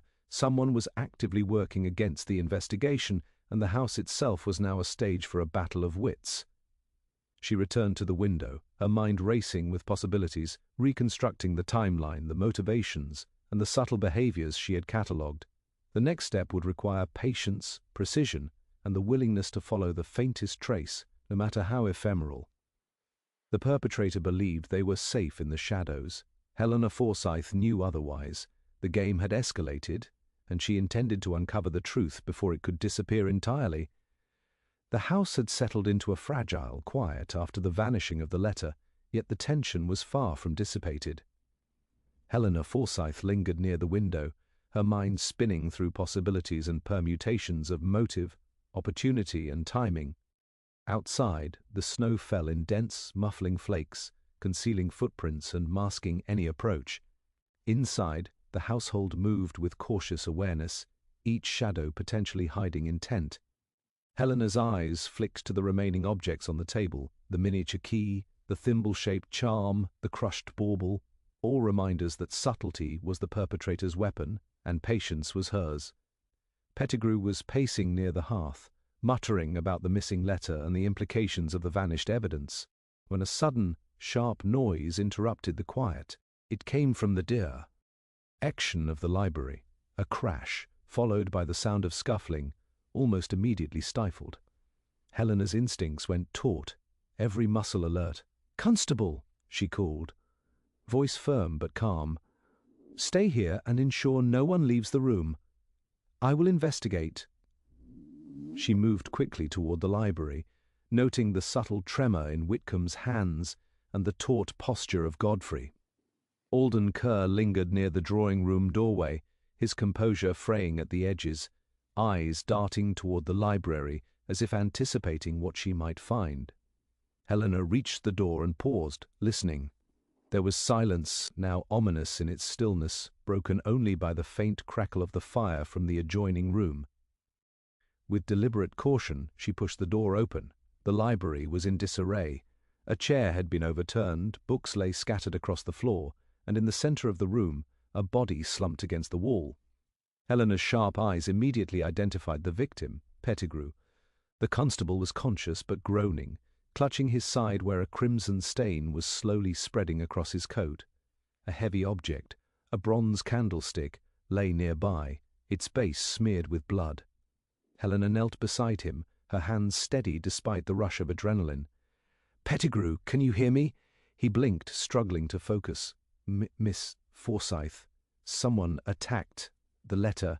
They knew. I understand. Stay still. Help is coming, but we need to secure the scene. Did you see the assailant?" Pettigrew's breath came in short, ragged gasps. "Only shadow, brief, tall, quick. They took it, the letter, and vanished." Helena's eyes scanned the room. There were no footprints beyond the faint marks left near the overturned chair, nothing to suggest an extended struggle. Whoever had attacked Pettigrew was both strong and deliberate, and they had intimate knowledge of the household's layout and timing. This was no impulsive act. It was a calculated escalation, designed to terrorize, to obstruct the investigation, and to assert control. Whitcomb's cry broke the tension. "Miss Forsyth, is he? Oh heavens, how could this happen? Who would dare?" Helena's gaze moved toward her, sharp yet composed. "Someone very careful, Mrs. Whitcomb. Someone who knows the value of time, secrecy, and misdirection. Do not speak of accusations. It is the subtlety of our observations that will reveal the truth." Godfrey's expression, for the first time, betrayed a flicker of genuine unease. His eyes darted toward the doorway, then the scattered books, and finally rested on Helena. "Miss Forsyth, if this is indeed an escalation, then the perpetrator may be emboldened or desperate. How shall we proceed?" Helena rose, examining the overturned chair and the scuffed floor. She noted the faint traces of powder along the edge of the rug, subtle depressions in the carpet where someone had knelt or shifted, and a barely perceptible smear on the desk's corner. The perpetrator had been precise yet hurried in execution, enough to attack, retrieve the missing letter, and escape with minimal trace. Her mind raced, connecting patterns. The first murder had been carefully staged, the letter had been removed to manipulate observation. Now, an attack on Pettigrew. A warning, an attempt to derail the investigation, or perhaps a desperate measure to reclaim a crucial piece of evidence, proved that the villain was several steps ahead. The stakes had escalated. The murderer was not merely reactive but proactive, capable of anticipating both human behavior and investigative procedures. Kerr's voice, low and cautious, broke the silence. "Miss Forsyth, do you believe this attack is linked to the original crime? Or could it be someone else entirely?" Helena's gaze cut to him, unwavering. "Everything in this house, Tony. 8 is connected, Alden. The removal of the letter, the attack, the subtle manipulations, all point to the same hand. We are no longer merely tracing a past grievance. We are dealing with a person who seeks to control the narrative, to remain invisible while orchestrating every event from the shadows." Whitcomb trembled, wringing her hands. "But if they are still here, in the house, what can we do? How can we protect anyone?" Helena's voice was calm, precise, the kind that commanded attention. "We proceed methodically. No one leaves, no one is left alone, and every movement is observed. The perpetrator is counting on panic, on chaos. We will not grant them that advantage. Observation is our weapon, patience our shield, and deduction our strategy." Her eyes swept the room once more, lingering on the remaining clues, the key, the thimble, the bauble. Each carried meaning, each was part of the orchestration. But the real story was now written in human behavior: Kerr's tension, Godfrey's subtle unease, Whitcomb's fear, and Pettigrew's injury. The attacker had revealed both opportunity and method in their audacity, but in doing so, they had left small traces of intent, choices that could be traced with careful attention. Helena knelt beside Pettigrew again, checking the wound and murmuring reassurances. "You will be attended to immediately, Constable. What matters now is understanding the sequence. We must determine who had access, who could act with such precision, and who would benefit from both murders and diversion." She stood, moving deliberately toward the table, eyes catching the glint of the miniature key under the firelight. The pieces were aligning differently now. The attacker was someone who could anticipate both human instinct and investigative procedure, a mind cleverer than anyone she had faced tonight. Yet in their boldness they had left subtle signs, a misplaced footprint, a faint smear of powder, a minor imperfection in execution. Helena catalogued them silently, each small observation a step closer to unveiling the hidden hand. The snow outside had begun to settle heavier, isolating the house from the world beyond. Inside, Helena's presence was the anchor amidst panic and uncertainty. She felt the pulse of calculation and anticipation radiating from the shadows, and with each measured breath, she traced the next steps in her mind. The perpetrator was still at large, still several moves ahead, but she now held the key, not of the objects themselves, but of the human reactions, subtle and revealing. Helena turned to Godfrey and Whitcomb, her gaze unwavering. "We remain vigilant. Do not speak unnecessarily. Observe, move deliberately, and remember that every reaction may carry meaning. The villain believes themselves secure. They are not. We have momentum. and now urgency. As she moved through the room, her mind replaying each movement, each observation, each fissure in composure, Helena Forsyth realized that the night had shifted. The investigation was no longer a matter of uncovering the past or interpreting subtle clues. It had become a battle of anticipation, a challenge to outthink an adversary who was patient, cunning, and willing to escalate at every opportunity. The unexpected twist had raised the stakes, but Helena was undeterred. The game had grown more dangerous, yet every shadow, every flicker of reaction, and every overlooked detail was a step toward the truth, a truth that would not remain hidden for long. The night deepened, blanketing Winterly House in near-total silence, save for the crackle of the fire and the occasional creak of the aging floorboards. Helena Forsyth moved deliberately from room to room, her eyes tracing the minutiae that had, until now, seemed trivial, every object, every gesture. Every subtle reaction of the remaining household had been catalogued, stored in the recesses of her mind. The attack on Pettigrew had shaken the household, but Helena's calm, unwavering focus allowed her to sift through the chaos, separating meaningful signals from mere noise. She paused in the drawing-room, her gaze settling on the table where the miniature key and thimble-shaped charm had been arranged earlier. Both objects had been carefully positioned, as if to draw attention, but not just any attention. They were markers, subtle prompts designed to reveal instinctive responses, tiny cracks in composure. Helena had understood their function the moment she had observed Kerr's micro-expressions during the psychological reconstruction. But until now she had lacked the context to interpret the broader meaning. Her eyes moved to a stack of papers that Pettigrew had been reviewing before the attack. One had fallen slightly askew, an insignificant slip to any casual observer. Helena bent to retrieve it, noting a marginal note scribbled in a small, almost delicate hand. Caution, watch the clock. At first glance, it seemed like an ordinary annotation, a reminder of timing, but Helena's mind snapped into focus. The comment wasn't casual, it was deliberate, a signal embedded for someone who understood its meaning. It connected the present events, the staged murder, the removal of the letter, the assault on Pettigrew, to a rhythm, a schedule. Someone had orchestrated these actions with exacting timing, anticipating both human reactions and procedural responses. Helena's thoughts traced the sequence. The murder had been carefully staged to suggest a simple motive. The letter had been planted and then removed to mislead the investigators. The attack on Pettigrew had been timed to coincide with the investigation's temporary complacency. And all the while, subtle cues, the key T, thimble, the crushed bauble, had been left to test observation, to prod instincts, to reveal cracks in composure. The perpetrator was not just reactive, they were predictive. Her eyes swept over the remaining household. Whitcomb, seated near the hearth, had calmed somewhat, yet her hands twitched faintly whenever Helena's gaze passed over her. Godfrey maintained his stoic exterior, but Helena noted the tiny shift in his posture, the slight tension around his eyes.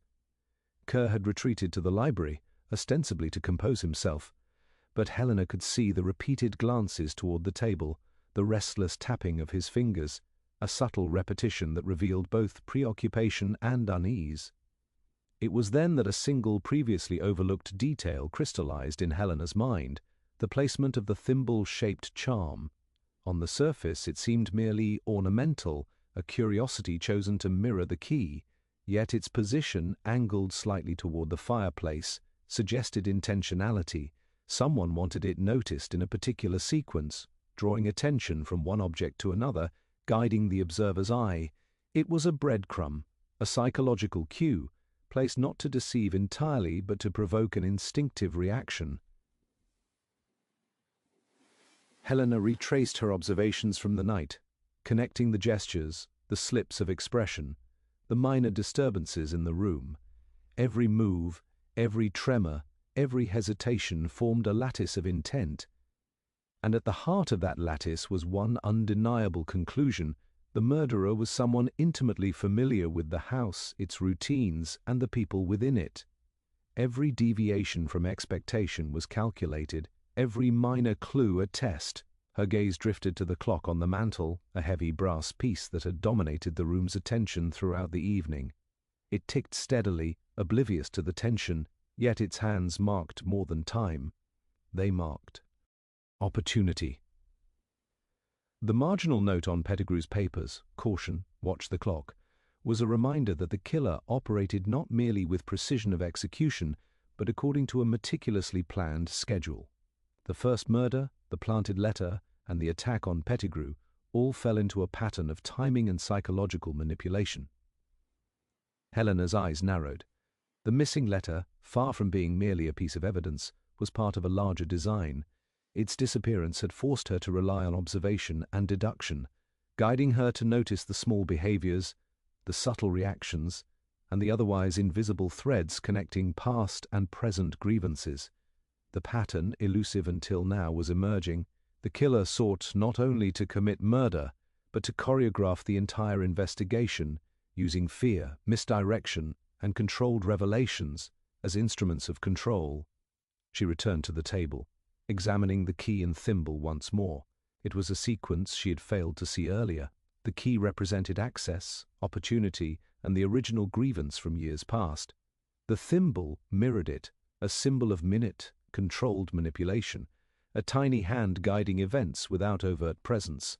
The crushed bauble, the powder smears, even the minor displacement of furniture, all of it was connected, each action a note in the composer's symphony of crime. Helena's mind raced as she mentally reconstructed the sequence of events. The first murder had relied on meticulous knowledge of the house and its routines, the staging designed to mislead, the planted letter a decoy. The removal of the letter escalated the tension, forcing reactions that would reveal instinctive behavior. The attack on Pettigrew confirmed both the perpetrator's boldness and their understanding of timing, and now, seeing the sequence of minor cues, Helena realized the true clue, the invisible thread that, tied past to present, had been visible all along, hidden in plain sight for anyone astute enough to observe the subtle choreography of human behavior. Her gaze shifted once more to the household. Each person's micro-expressions, each hesitation, each unconscious gesture suddenly fit into the emerging pattern. Kerr's repeated glances at the table, his restless fingers, his subtle tension, all aligned with the manipulations Helena had catalogued. Godfrey's taut control and Whitcomb's nervous habits similarly fell into place, yet the singular thread, the deliberate orchestration of objects and timing, pointed to one individual who had demonstrated both opportunity and comprehension, someone capable of constructing a chain of events that exploited both human psychology and procedural predictability. Helena exhaled, the calm of realization settling over her. The pattern was no longer obscured by chaos. It had revealed itself in the smallest gestures, the minutiae of behavior, the careful placement of symbols, and the manipulation of observation. The killer had believed the case would be deflected by the letter, by the staged objects, by the apparent randomness of the first murder. But in doing so, they had provided Helena with the ultimate advantage. The trail was psychological, and only someone attuned to nuance could follow it to its source. Her mind catalogued the next steps, tracing each movement, each potential reaction, and each subtle connection to both past grievances and present opportunity. The house, once a mere setting for murder, had become a map of human intent, a lattice of manipulation. The pattern had emerged, delicate yet unmistakable, and Helena Forsyth understood that every overlooked glance, every minor gesture, and every symbolic object had been a deliberate piece of a puzzle designed to test perception and reveal character. The firelight flickered across the room as she moved toward the window, observing the shadows cast upon the snow. The emerging pattern made one thing clear. The perpetrator was still present, still watching, and still confident in their orchestration. Yet Helena's clarity now allowed her to see the invisible threads, to anticipate the next moves, and to prepare for the confrontation that would inevitably follow. In that quiet, tense moment, Helena Forsyth realized that the solution had been in plain sight all along, not in the objects, not in the obvious evidence, but in the small, seemingly insignificant details, the micro-expressions, the gestures, the placement of objects, and the unspoken reactions of those around her. The pattern had emerged, and with it came the promise of revelation. The murderer's design, intricate and deliberate, was now mapped in her mind, and she was ready to follow it to its inevitable conclusion. Helena Forsyth stood silently in the drawing-room, letting the flickering firelight illuminate the faces of the household. Each shadow, each slight movement, and each tremor of expression had been catalogued in her mind, but it was one detail, a comment made weeks ago by Harrogate during a casual discussion about his collection, that had taken on a new and chilling significance. At first it had seemed trivial. He had mused about a key to the family's legacy and how fragile trust could be when intertwined with old grievances. Now, that passing remark resonated with a sinister clarity. The crime was not merely about inheritance, revenge, or petty rivalry. It was about control, about erasing not just a person but a lineage of perceived insult, neglect, or humiliation. Helena's eyes moved to Alden Kerr, whose restless posture and repeated glances at the table had already marked him as significant. But the pattern she had uncovered extended beyond the obvious. The meticulous play. Cement of the key, the thimble-shaped charm, the crushed bauble, and even the orchestrated disappearance of the letter were not just acts of cunning, they were expressions of a mind obsessed with rewriting history, correcting perceived slights, and asserting dominance over both the living and the memory of the dead. She began her questioning gently, allowing conversation to act as a mirror, reflecting hidden motivations. "Alden," she began, her voice even and calm, "you have been present throughout these events, yet certain behaviors suggest a deep concern for continuity. Tell me, how did you feel about Cyril Harrogate's handling of family affairs in the past?" Kerr's eyes flickered, hesitation betraying a controlled composure. He never valued precision. He was careless, dismissive. Everything he touched, he left imperfect. And yet, he expected others to defer to his judgment. It was intolerable. Eleanor's tone remained soft but incisive, and this sense of being wronged, did it extend to the collection he maintained, to the legacies he promised but did not fulfill? A thin, almost imperceptible shiver ran through Kerr's shoulders. Yes, it was not merely objects, it was respect, recognition. He assumed his authority gave him a right to command, to judge, to decide, and he overlooked the significance of those who served him, who maintained what he failed to value. Whitcomb's gaze widened, fear flickering across her features, while Godfrey remained taut, controlled, yet watchful. Helena's own eyes never left Kerr, carefully noting every micro-expression, every twitch, every involuntary reaction. "You believed," Helena continued, "that removing Harrogate, staging the evidence, and controlling the investigation could correct these injustices." Kerr's face flushed slightly, and for the first time his voice carried a tense edge. "Correct is not the word. Know me. S. Forsyth. Erase.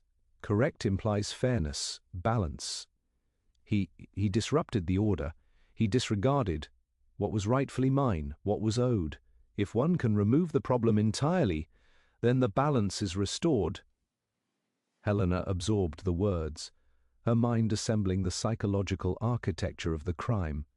The perpetrator's reasoning was not financial, not merely revenge. It was obsession compounded by a distorted sense of justice.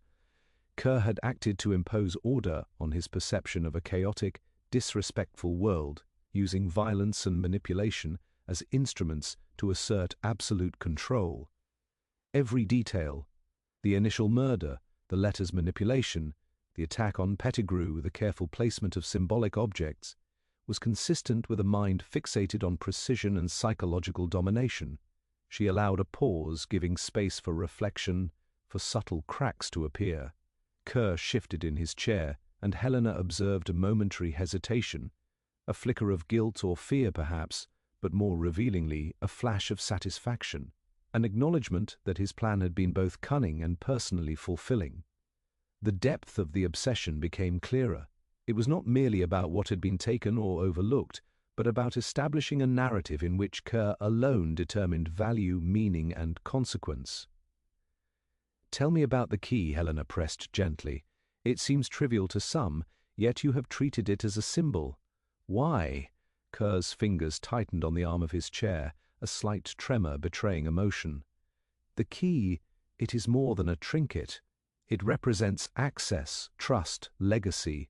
Cyril handled it with arrogance, carelessness. But in removing it, controlling it, I demonstrate authority. The key is not just physical, it is moral.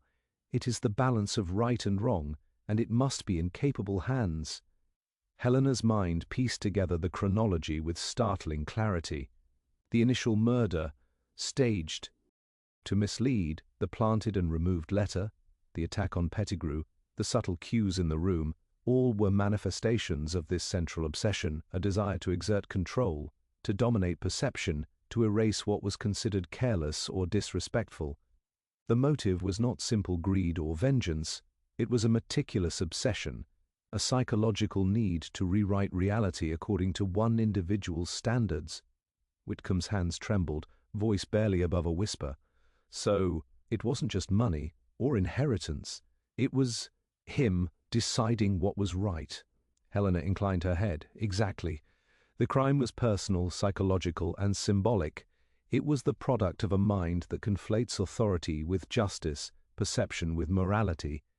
Every action was designed to assert that control, to manipulate not only events, but the observers of those events. Godfrey spoke for the first time, his tone low but edged with concern. Miss Forsyth, if this is the motive, then the danger is not over. The calculation, the planning. He may act again if he believes the balance is still unsettled. Helena's eyes flicked toward Kerr, sharp and unwavering. Indeed, obsession of this nature does not allow for error or partial satisfaction. Once the individual has committed to such a path, stopping becomes a matter of intervention, not persuasion. The evidence is both behavioral and symbolic. The hidden motive is now visible, and understanding it gives us leverage, but it also heightens the urgency.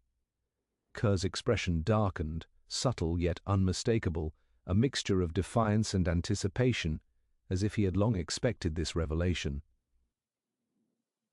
Helena noted the tiny contraction of his jaw, the slight flare of his nostrils, the tightness in his hands. These were the marks of a mind still fully engaged, still capable of further manipulation or violence. The depth of his obsession made him not only the perpetrator but a force unpredictable and relentless. Helena rose, moving deliberately to the table, letting her gaze sweep over the remaining objects once more. The key, the thimble-shaped charm, the crushed bauble, they were not mere clues but physical manifestations of a psychological drive. Each placement, each sequence, each subtle manipulation was designed to convey order and control, to satisfy a compulsion rooted deep in grievance, ego, and distorted moral logic. You see now, she said, voice calm, carrying the weight of revelation, that the crime was never about what was visible on the surface. It was about the perception of control, the rewriting of a personal narrative, and the satisfaction of a need to impose order where the individual perceived chaos. Cyril Harrogate's death was not sufficient. The manipulation, the tests, the staging, each was part of the same design. Kerr's hands clenched, the mask of composure finally cracking just enough to reveal both pride and underlying fear. Helena's observation confirmed what the pattern and psychological cues had hinted at.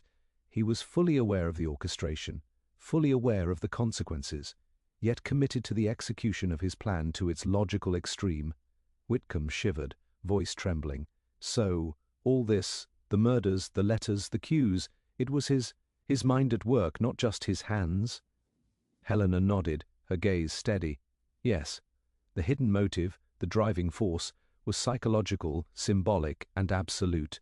The crime was a manifestation of obsession, the need to impose control and correct perceived slights.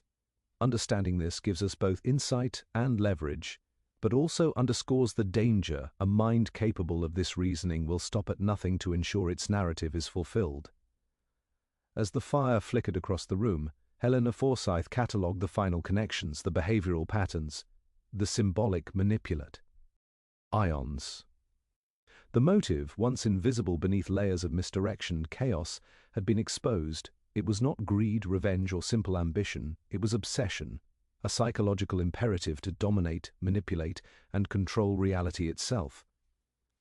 The house, the objects, the subtle gestures, and the meticulously staged events all bore witness to the depths of this compulsion. Helena's eyes met Kerr's, unflinching, as the truth settled in the room. The hidden motive was no longer hidden, and the next steps of the investigation would be dictated not only by logic and evidence, but by the careful navigation of a mind fully capable of extreme measures to protect its distorted sense of order. The revelation was shocking, unsettling, and precise, a testament both the danger they faced and the clarity that Helena Forsyth now possessed. Helena Forsyth moved deliberately through Winterly House, the firelight casting long shadows across the polished floorboards.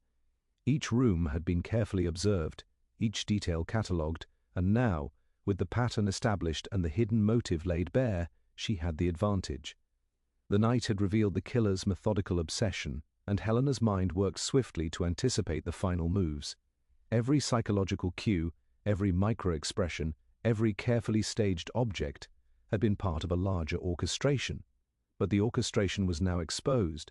The villain believed themselves in control. Helena intended to shatter that illusion. She began by assembling the household in the drawing-room under the pretext of reviewing the remaining evidence. Whitcomb and Godfrey took their seats, visibly anxious, while Kerr lingered near the fireplace, his posture taut but controlled, a faint flicker of suspicion in his eyes. Helena let the tension build, allowing silence to act as a tool, letting the subtle pressure of observation work its effect.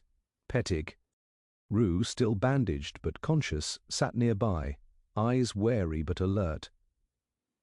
"Tonight," Helena began, her voice steady and calm, "we will review the sequence of events, not merely for the sake of evidence, but to understand the truth of what has occurred in this house. There has been much confusion, misdirection, and even violence, but patterns, once recognized, illuminate even the most carefully concealed actions." Her gaze swept over the assembled group, lingering on Kerr. The subtle twitch of his jaw, the slight narrowing of his eyes, and the almost imperceptible tightening of his fingers all spoke of a mind on edge, aware that the game had shifted and that Helena had deduced more than he anticipated. Helena gestured toward the table, where the key, the thimble-shaped charm, and the crushed bauble were carefully arranged. These objects have been more than curiosities. They have been instruments of observation, tools used to provoke instinctive reactions, to test character, and to reveal intent. Each one, in sequence, tells a story that is now complete. Kerr's lips tightened. "And you believe you understand it all?" he asked, voice low, a thread of defiance woven into his tone. "I do," Helena replied evenly, stepping closer, her posture composed, her presence commanding yet non-threatening. "You have orchestrated each event with meticulous care, the initial murder, the planted letter, its removal, the attack on Pettigrew. Each was calculated to manipulate perception, to exert control, and to satisfy a personal obsession. But in doing so, you have revealed your own hand." A cold tension fell over the room. Godfrey's expression stiffened, Whitcomb's hands clenched her lap, and Pettigrew's gaze shifted between Helena and Kerr, uncertain and apprehensive. Kerr, however, maintained a dangerous calm, as if weighing his options. "You have been clever," Helena continued, "but clay. Finesse alone cannot hide truth from careful observation. Your obsession with order, with control, with correcting perceived slights, it has dictated your actions, and each action has left subtle traces for those who know where to look. The pattern is clear, and the motive undeniable." Kerr's eyes narrowed, scanning Helena for any sign of hesitation, yet finding none. A faint, almost imperceptible smile touched his lips. But it was not one of triumph, it was the smile of a man calculating his last move. "You think you have me, Miss Forsyth," he said softly, "but understanding intent is not the same as controlling outcome. You may see the pattern, but you do not yet comprehend the necessity of my actions." Helena inclined her head slightly, letting his words hang in the air. "On the contrary, I comprehend it fully, your need to impose order, to manipulate perception, to erase mistakes. It is the force driving this entire series of crimes. But comprehension is power. It allows me to anticipate, to prepare, and to ensure that you cannot escape the consequences of your actions. The firelight flickered as Helena carefully stepped closer to the table, her eyes fixed on Kerr. I am aware of the lengths you have gone to, and the precision with which you executed each phase, yet your final act, the attack on Pettigrew, the disappearance of the letter, was an attempt to buy time, to gauge reactions, and to maintain control. It will not succeed. The trap has been set, and every move you make now will confirm what I have already deduced. Kerr's composure began to falter, the subtle tension in his body betraying his internal calculation. He took a step back, fingers brushing the mantel, then turned toward the door, as if considering escape. Helena anticipated the movement instantly, her mind tracing the likely consequences of each option. You may think of leaving, she said quietly, deliberately allowing the suggestion to linger. But every exit has been considered, every opportunity for flight is accounted for. You are, in effect, at the center of the pattern you created. Any action you take now will reveal more than you intend. A pause filled the room, charged with anticipation. Whitcomb's breath caught, Godfrey's hands flexed tightly on his knees, and Pettigrew shifted slightly, alert but unable to intervene. Helena observed Kerr carefully, noting the micro-expressions that betrayed his calculation, the rapid flaring of his nostrils, the tension in his shoulders. Finally, Kerr's defiance wavered. His voice, low and measured, carried a subtle tremor. You are correct, Miss Forsyth. I did not anticipate someone perceiving the subtleties, but you underestimate. Desperation and necessity dictate extremes. Helena's gaze never wavered, and that is precisely why this ends now. Your manipulations, your obsession, your attempts to control perception, all have led to a single inevitable conclusion. The pattern, which you believed concealed your intent, now exposes it fully. You will answer for each calculated action. Kerr's eyes darted toward the table, his fingers twitching involuntarily as he considered the objects he had so carefully placed. Then, almost imperceptibly, he sagged into a chair, the tension in his body relaxing slightly, the fight draining from him as if acknowledging the inevitability of exposure. Helena stepped closer, her presence calm yet authoritative. Confession is not merely an admission, it is recognition of the pattern, of the motive, and of the consequences. You cannot manipulate what has already been revealed. The investigation, the observations, the careful attention to subtle cues, they have all led to this moment. Kerr's voice, barely above a whisper now, admitted what Helena already knew. Yes, it was never about money or revenge. It was about order, control, correcting wrongs, restoring balance. I saw the mistakes, the chaos, and I acted. The room fell silent, the confession hanging heavily in the air. Helena's composure remained intact, yet she allowed a faint nod, acknowledging both the truth and the danger now neutralized. Pettigrew, though weakened, let out a relieved sigh, Whitcomb's hands relaxed, and Godfrey finally exhaled, a subtle release of the tension that had gripped them all. Helena Forsyth surveyed the room one final time, noting that the pattern she had uncovered, the carefully orchestrated sequence of manipulations, the psychological cues and the hidden motive, had guided her to this ultimate confrontation. The villain's carefully constructed reality had unraveled, and the truth, once obscured by obsession and cunning, was now fully illuminated. With Kerr's confession, the danger within Winterly House had been contained, and the meticulous chain of events that had threatened lives and manipulated perception was complete. Helena's mind, always precise and measured, catalogued the lessons, the observations, and the subtle intricacies that had brought her to this moment, ensuring that no detail, no gesture, no small clue would ever again be overlooked. The final confrontation was over. The case, once convoluted and shadowed by misdirection, now rested in clarity. And Helena Forsyth, ever composed, ever observant, had once again transformed chaos into understanding, revealing the truth that had been hidden in plain sight all along. The house had begun to settle into an uneasy calm. Kerr, now restrained and subdued, sat near the fireplace, his composure a fragile mask over simmering frustration. Whitcomb's hands were still shaking as she tried to organize her scattered thoughts, and Godfrey, though outwardly composed, remained silent, ale. RT to the lingering tension. Pettigrew, bandaged but alert, had resumed his post near the door, keeping a watchful eye. Helena Forsyth allowed herself a brief moment to catalogue the evening's events. The first murder, the planted letter, the attack on Pettigrew, the subtle manipulations, the final confrontation, and Kerr's confession. Everything seemed aligned. The pattern, the motive, the psychological orchestration. It all appeared resolved.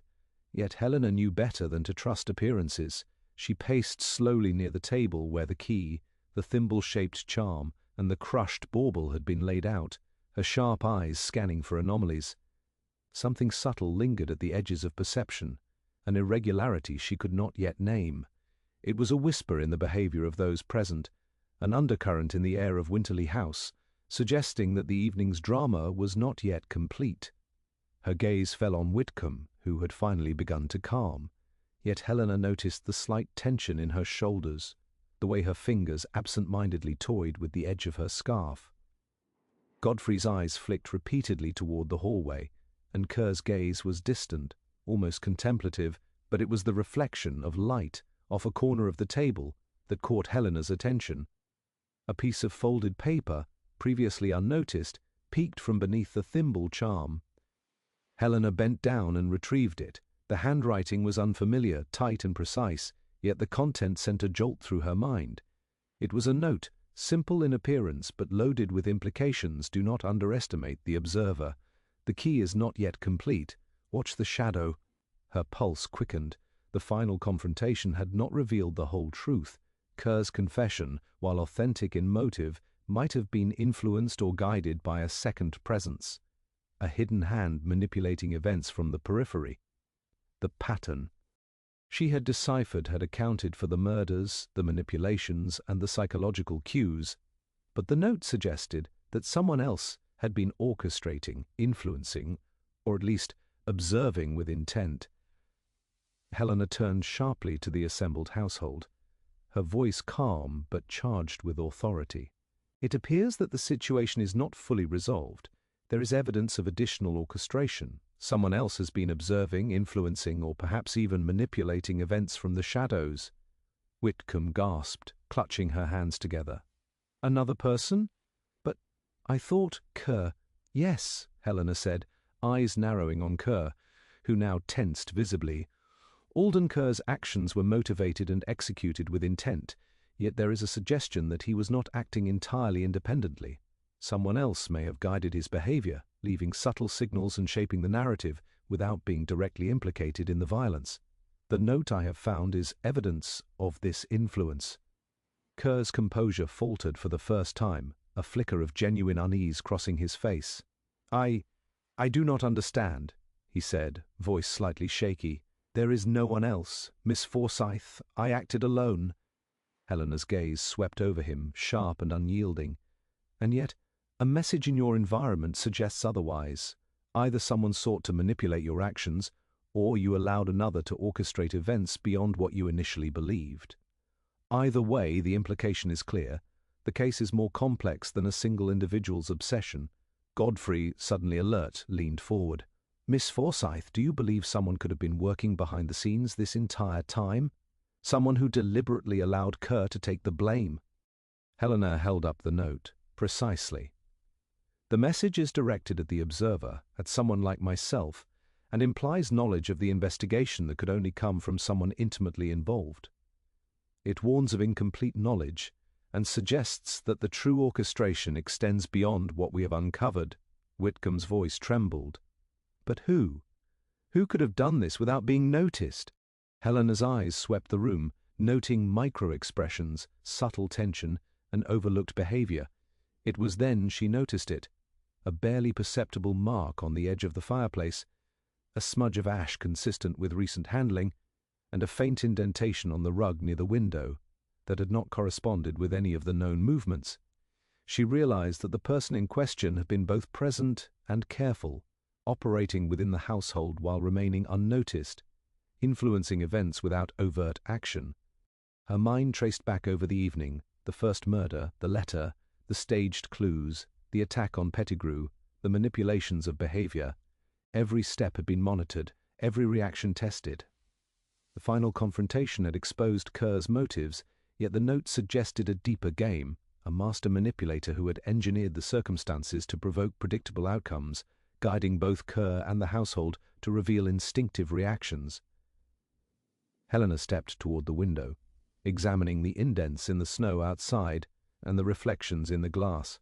The positioning of shadows, the slight shifts in behavior when no one believed themselves observed, the meticulous control over timing, all pointed to someone capable of anticipating even a detective's methods. The true mastermind was hidden in plain sight, embedded within the patterns she had painstakingly reconstructed. She turned back, her eyes sharp, taking in the smallest details. The way Whitcomb's scarf had been slightly shifted earlier, the faint smudge on Godfrey's sleeve, the precise positioning of the fireplace tools. One subtle gesture, almost imperceptible, betrayed someone accustomed to careful observation and patient manipulation. The realization struck with force. The mastermind was someone she had not fully accounted for, someone whose presence had been assumed benign, whose influence had been underestimated. Helena's lips curved slightly, a calm but intense determination settling over her. The note had revealed the hidden thread she had missed, the final piece of a complex puzzle. The genius of the perpetrator, design was evident. While Kerr had executed the acts of violence with obsessive intent, the orchestration had been guided, monitored, and manipulated by a second mind, someone who had anticipated both the murderer's moves and the detective's deductions. Her eyes swept the room again, narrowing slightly as she focused on the subtle behavioral cues, the minor deviations in routine, and the overlooked signs of influence. The true game was far from over, and the final revelation would require the full application of her observational skill, deductive reasoning, and understanding of human psychology. The note had been left as a challenge, a signal that the case was not as resolved as it seemed. Helena knew now that the last-minute twist was not merely a complication. It was the final test of her genius, a confrontation not with what had been done, but with what remained hidden, guiding the events with calculated subtlety. As the firelight flickered, casting shifting shadows across the faces of the household, Helena Forsyth stood poised, aware that the ultimate revelation was within reach. The final confrontation, she realized, was not over with Kerr's confession. It was only just beginning, and the true mastermind, long concealed in the fabric of Winterly House, was about to be unmasked. The detective's calm, precise mind raced to anticipate the final moves, ready to turn observation into confrontation, and to bring the final piece of the puzzle into the light. The fire had burned low, casting long, wavering shadows that seemed to dance across the walls of Winterly House. Helena Forsyth stood in the center of the drawing-room, the note in her hand a tangible reminder that the night's revelations were far from complete. Kerr, subdued and restrained, had already admitted his motives, yet Helena knew that confession alone did not resolve the web of manipulation and observation that had defined the evening. Her eyes swept the room, cataloguing subtle behaviors one last time. The mastermind, the presence behind the presence, was still at large. She allowed the room to settle into tense quiet, then began speaking deliberately, her voice calm, resonant with authority. There has been a chain of events carefully orchestrated to mislead, to test perception, and to provoke instinctive reactions. Alden Kerr executed the acts of violence, motivated by obsession, control, and the desire to correct perceived wrongs, but he was not entirely independent in this. Someone else guided, monitored, and manipulated, ensuring that the sequence of events would follow a predictable pattern. Her eyes flicked to Whitcomb, noting the tightening of her hands. Then to Godfrey, whose expression remained inscrutable, yet tense. Helena's gaze lingered, assessing, observing, as if daring the hidden hand to reveal itself. The note I discovered beneath the thimble-shaped charm, is evidence of an unseen influence, a mind that has remained in the shadows, shaping outcomes without exposure. The mastermind understood not only the household, but also the investigative methods likely to be employed. Their subtle manipulation left minor cues, intended to guide attention and reveal character. She paused, letting the words sink in, letting tension accumulate in the air. Then she walked slowly toward the fireplace, examining the smudged ash and the faint indentation on the rug. The final revelation, she continued, lies not in overt action but in the minutiae, the subtle misalignments, the micro-expressions, the gestures and shifts that seemed inconsequential. The person responsible for these orchestrations is not the one who struck physically, but the one who influenced perception, ensuring that every reaction, every misstep, and every clue unfolded according to plan. Whitcomb's voice trembled, soft and uncertain. Then, Who could it be? We've all been here, we've all been observed, but I don't—" Helena turned slowly, eyes narrowing, calm and precise. "The individual is among us, yet has maintained the appearance of detachment. They have ensured that every hand was guided subtly, that the chain of events led to predictable psychological responses. They were never intended to be noticed, and the success of their manipulation depended on that concealment." Godfrey's jaw tightened, and for the first time he shifted noticeably in his seat. Helena noted the slight turn of his wrist, the deliberate but restrained movements, the faint tension in his shoulders. Every gesture aligned with the minute manipulations she had catalogued over the evening. The realization hit with clarity. The mastermind was someone who had been trusted, whose presence had been accepted as benign, yet whose intellect and foresight had allowed them to manipulate the entire investigation from within the household. Her eyes locked on him, unflinching. "It is you, Godfrey. Your observations, your measured movements, your apparent detachment, all of it has been a cover for precise orchestration. Every time a reaction was tested, a subtle cue was observed, every object placed, every micro-expression noted, and every shift in behavior was catalogued and used to guide outcomes." Godfrey's eyes widened fractionally, a flicker of acknowledgement passing in the shadows of the room. His composure wavered for the first time, and a faint exhale betrayed the controlled persona he had maintained so meticulously. I had influence," he admitted, voice low. "I ensured the sequence, yes, but I did not commit the murders. That was Kerr. I guided, but I did not strike. It was necessary to prevent greater chaos, to ensure the household would survive its own weaknesses." Helena's lips pressed into a thin line, her voice deliberate, carrying the weight of truth. "Your actions were deliberate, manipulative and dangerous. You allowed violence to unfold, guided perception, and created the circumstances that could have led to further tragedy. Yet your methods relied entirely on concealment and subtlety, trusting that the chaos would hide your involvement, and it almost did." Whitcomb gasped softly, clutching her scarf as if seeking reassurance. Kerr, though restrained, looked between Helena and Godfrey, a faint mixture of confusion and wary acknowledgement passing over his features. The household seemed suspended in disbelief, the web of deception suddenly rendered visible. Helena stepped closer, her eyes unwavering. The hidden cues, the key, the thimble-shaped charm, the crushed bauble, were tests, provocations, and guides. They revealed instinctive reactions, micro-expressions, and subtle behavioral cracks. They were never meant merely for observation. They were tools to ensure your compliance, to measure your reactions, and to maintain control over outcomes. The person behind these cues, Godfrey, ensured that the narrative unfolded in the desired manner. Without this guidance, the chain of events could have collapsed entirely.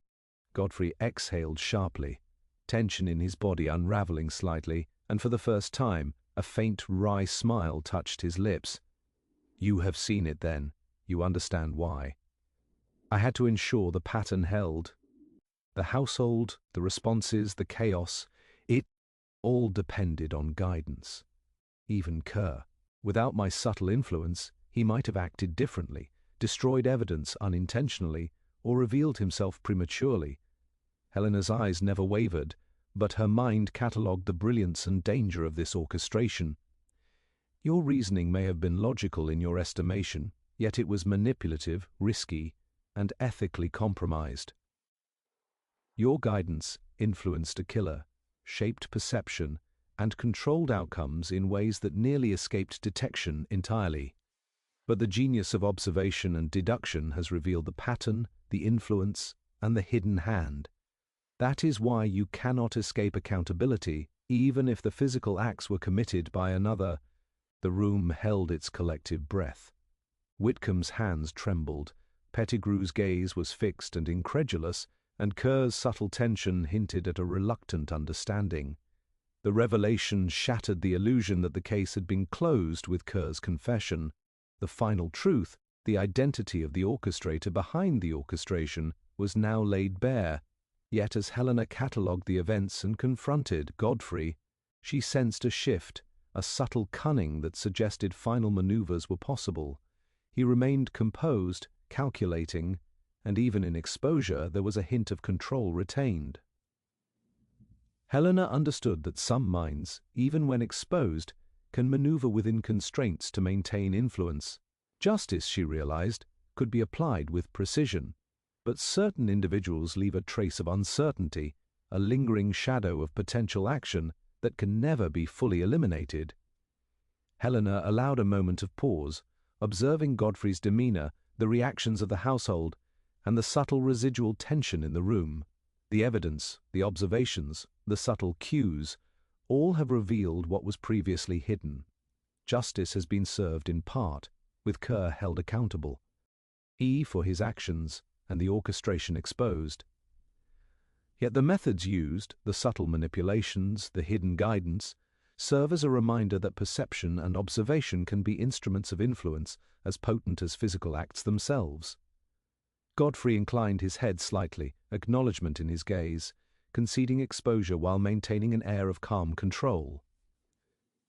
Helena understood that some minds, brilliant and dangerous, leave behind a residual enigma, an unsettling sense of unfinished business. The pattern had been revealed, the hidden hand unmasked, yet the ripple of influence would linger, a quiet tension that reminded all present of the danger inherent in human cunning. Helena's mind catalogued the lessons, the cues, the subtle orchestration, and the final revelation with clinical clarity.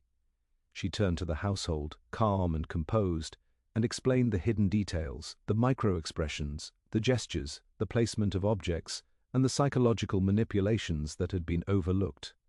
Every subtle clue, every instinctive reaction, every unnoticed shift in behavior had been a deliberate signal.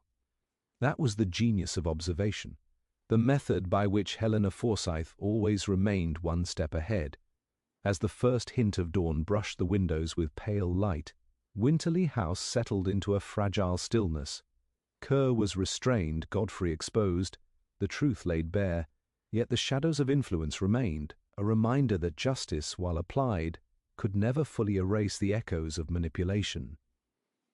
Helena Forsyth stood poised, ever vigilant, cataloguing the final pieces of the intricate puzzle, knowing that the genius of observation, the mastery of deduction, and the recognition of human subtlety would forever remain her most potent tools. Justice had been served, yet a quiet, unnerving awareness lingered. In the world of cunning minds, some threads of influence truly vanish. Helena Forsyth paused at the threshold of Winterly House, the first pale fingers of morning filtering through the tall frosted windows. The household had begun to settle in the uneasy calm that follows revelation. Kerr was securely taken into custody, Godfrey's manipulations exposed, and the web of psychological orchestration laid bare for all to see. Whitcomb, Pettigrew, and even the remaining staff carried an air of relief, though Helena noted the residual tension that lingered in small gestures, the twitch of a hand, the avoidance of direct eye contact, the unspoken acknowledgement that the house itself had been altered by the night's events. She stepped lightly down the grand staircase, the polished wood creaking faintly beneath her shoes. Each movement was deliberate, measured, catalogued, always observing, always considering. Despite the resolution achieved, her mind refused to relax. There remained a subtle irregularity, a minor anomaly, something that had never fit neatly into the sequence of events. The note she had found beneath the thimble-shaped charm hinted at oversight, at incomplete understanding, and though its message was cryptic, Helena knew it was a challenge. The final piece of this intricate puzzle had yet to reveal itself. As she moved through the hall, her gaze fell on the faint indentation in the rug near the window, the subtle smudge of ash on the fireplace tools, and the perfectly aligned but slightly mispositioned objects on the mantel. Each detail, small in isolation, had now taken on a new significance. They were not the deliberate manipulations of Godfrey or the acts of Kerr, but the remnants of an influence neither fully understood nor wholly observed, a presence that had been quietly present, leaving faint traces for the keenest of eyes to detect. Helena's mind traced back over the evening, the murders, the letter, the attacks, the psychological manipulations, and the confession. Every moment now appeared both solved and incomplete. There was a rhythm to the events, an almost imperceptible cadence in the timing, an elegance in the orchestration that suggested intelligence beyond the two individuals she had confronted. The question lingered like a whisper. Was there yet another layer, a subtle hand still guiding, influencing, or observing? She approached the front door, the cold morning air spilling into the hall as she opened it. Frost clung to the threshold, and the world outside seemed tranquil, indifferent to the chaos contained within Winterly House. As she stepped outside, she cast one last glance at the windows, noting the faint shadows still clinging to the upper rooms. The house seemed to breathe, as if alive with secrets still unrevealed. Helena's thoughts wandered to the note. Do not underestimate the observer. The key is not yet complete. Watch the shadow. She had deciphered the immediate threat, unveiled the orchestrator behind the murders, and catalogued the psychological manipulations with meticulous precision. Yet the note suggested there was more, an incomplete puzzle, a shadow moving in the background, a mystery that had been set in motion long before the first murder, and which might continue beyond the boundaries of Winterly House. As she walked down the frost-lined driveway toward her waiting carriage, Helena considered the possibility that someone else had been silently watching, leaving messages, testing perception, and shaping events in ways that might not be immediately evident. Perhaps it was an individual with a connection to the family long forgotten, or an entirely new hand, drawn to the chaos like a conductor to an unfinished symphony. The idea was both unsettling and exhilarating, the knowledge that even when resolution seemed complete, the LD of mystery remained infinite, always presenting new challenges for observation, deduction, and strategy. Her mind catalogued the lessons of the night with meticulous care. Subtle gestures could betray intent, micro-expressions could reveal truth, and even the smallest object, a key, a charm, a crushed bauble, could carry symbolic significance far beyond its immediate appearance. These were the tools of observation, the instruments of deduction, and the very essence of the detective's craft. She had solved the immediate crimes, revealed the hidden motive, and exposed the manipulator, yet the lingering question, the unfinished thread, ensured that her vigilance could not waver. The carriage arrived, its horses stamping softly in the cold, misty morning. Helena climbed inside, her movements precise, her eyes still scanning the windows, the shadows, the faint signs of disturbance. As the driver urged the horses forward, she allowed herself a moment of reflection, cataloguing what had been revealed and what remained elusive. Even as justice had been applied to Kerr and Godfrey's manipulations brought to light, the possibility of an unseen observer, a guiding hand hidden in the background, remained. She recalled the reactions she had observed, the subtle tension, the almost imperceptible cues, the alignment of objects, and realized that every layer she had peeled back had revealed yet another beneath it. The night's events were now complete in their immediate consequences, yet incomplete in their ultimate scope. The unfinished mystery was the reminder that human cunning, observation, and hidden intent are limitless. The world is never entirely known, and the mind that observes must remain vigilant. As the carriage rolled away, The rising sun cast golden light across the frost-crusted fields, and Winterly House receded into the distance, both resolved and enigmatic. Helena Foe. Rosyth leaned back, her gaze distant yet focused, cataloguing every detail from the night, considering every subtle cue, and preparing for the inevitable next challenge. A mystery once solved was never truly concluded. The threads of observation, perception, and influence always left traces, always left questions.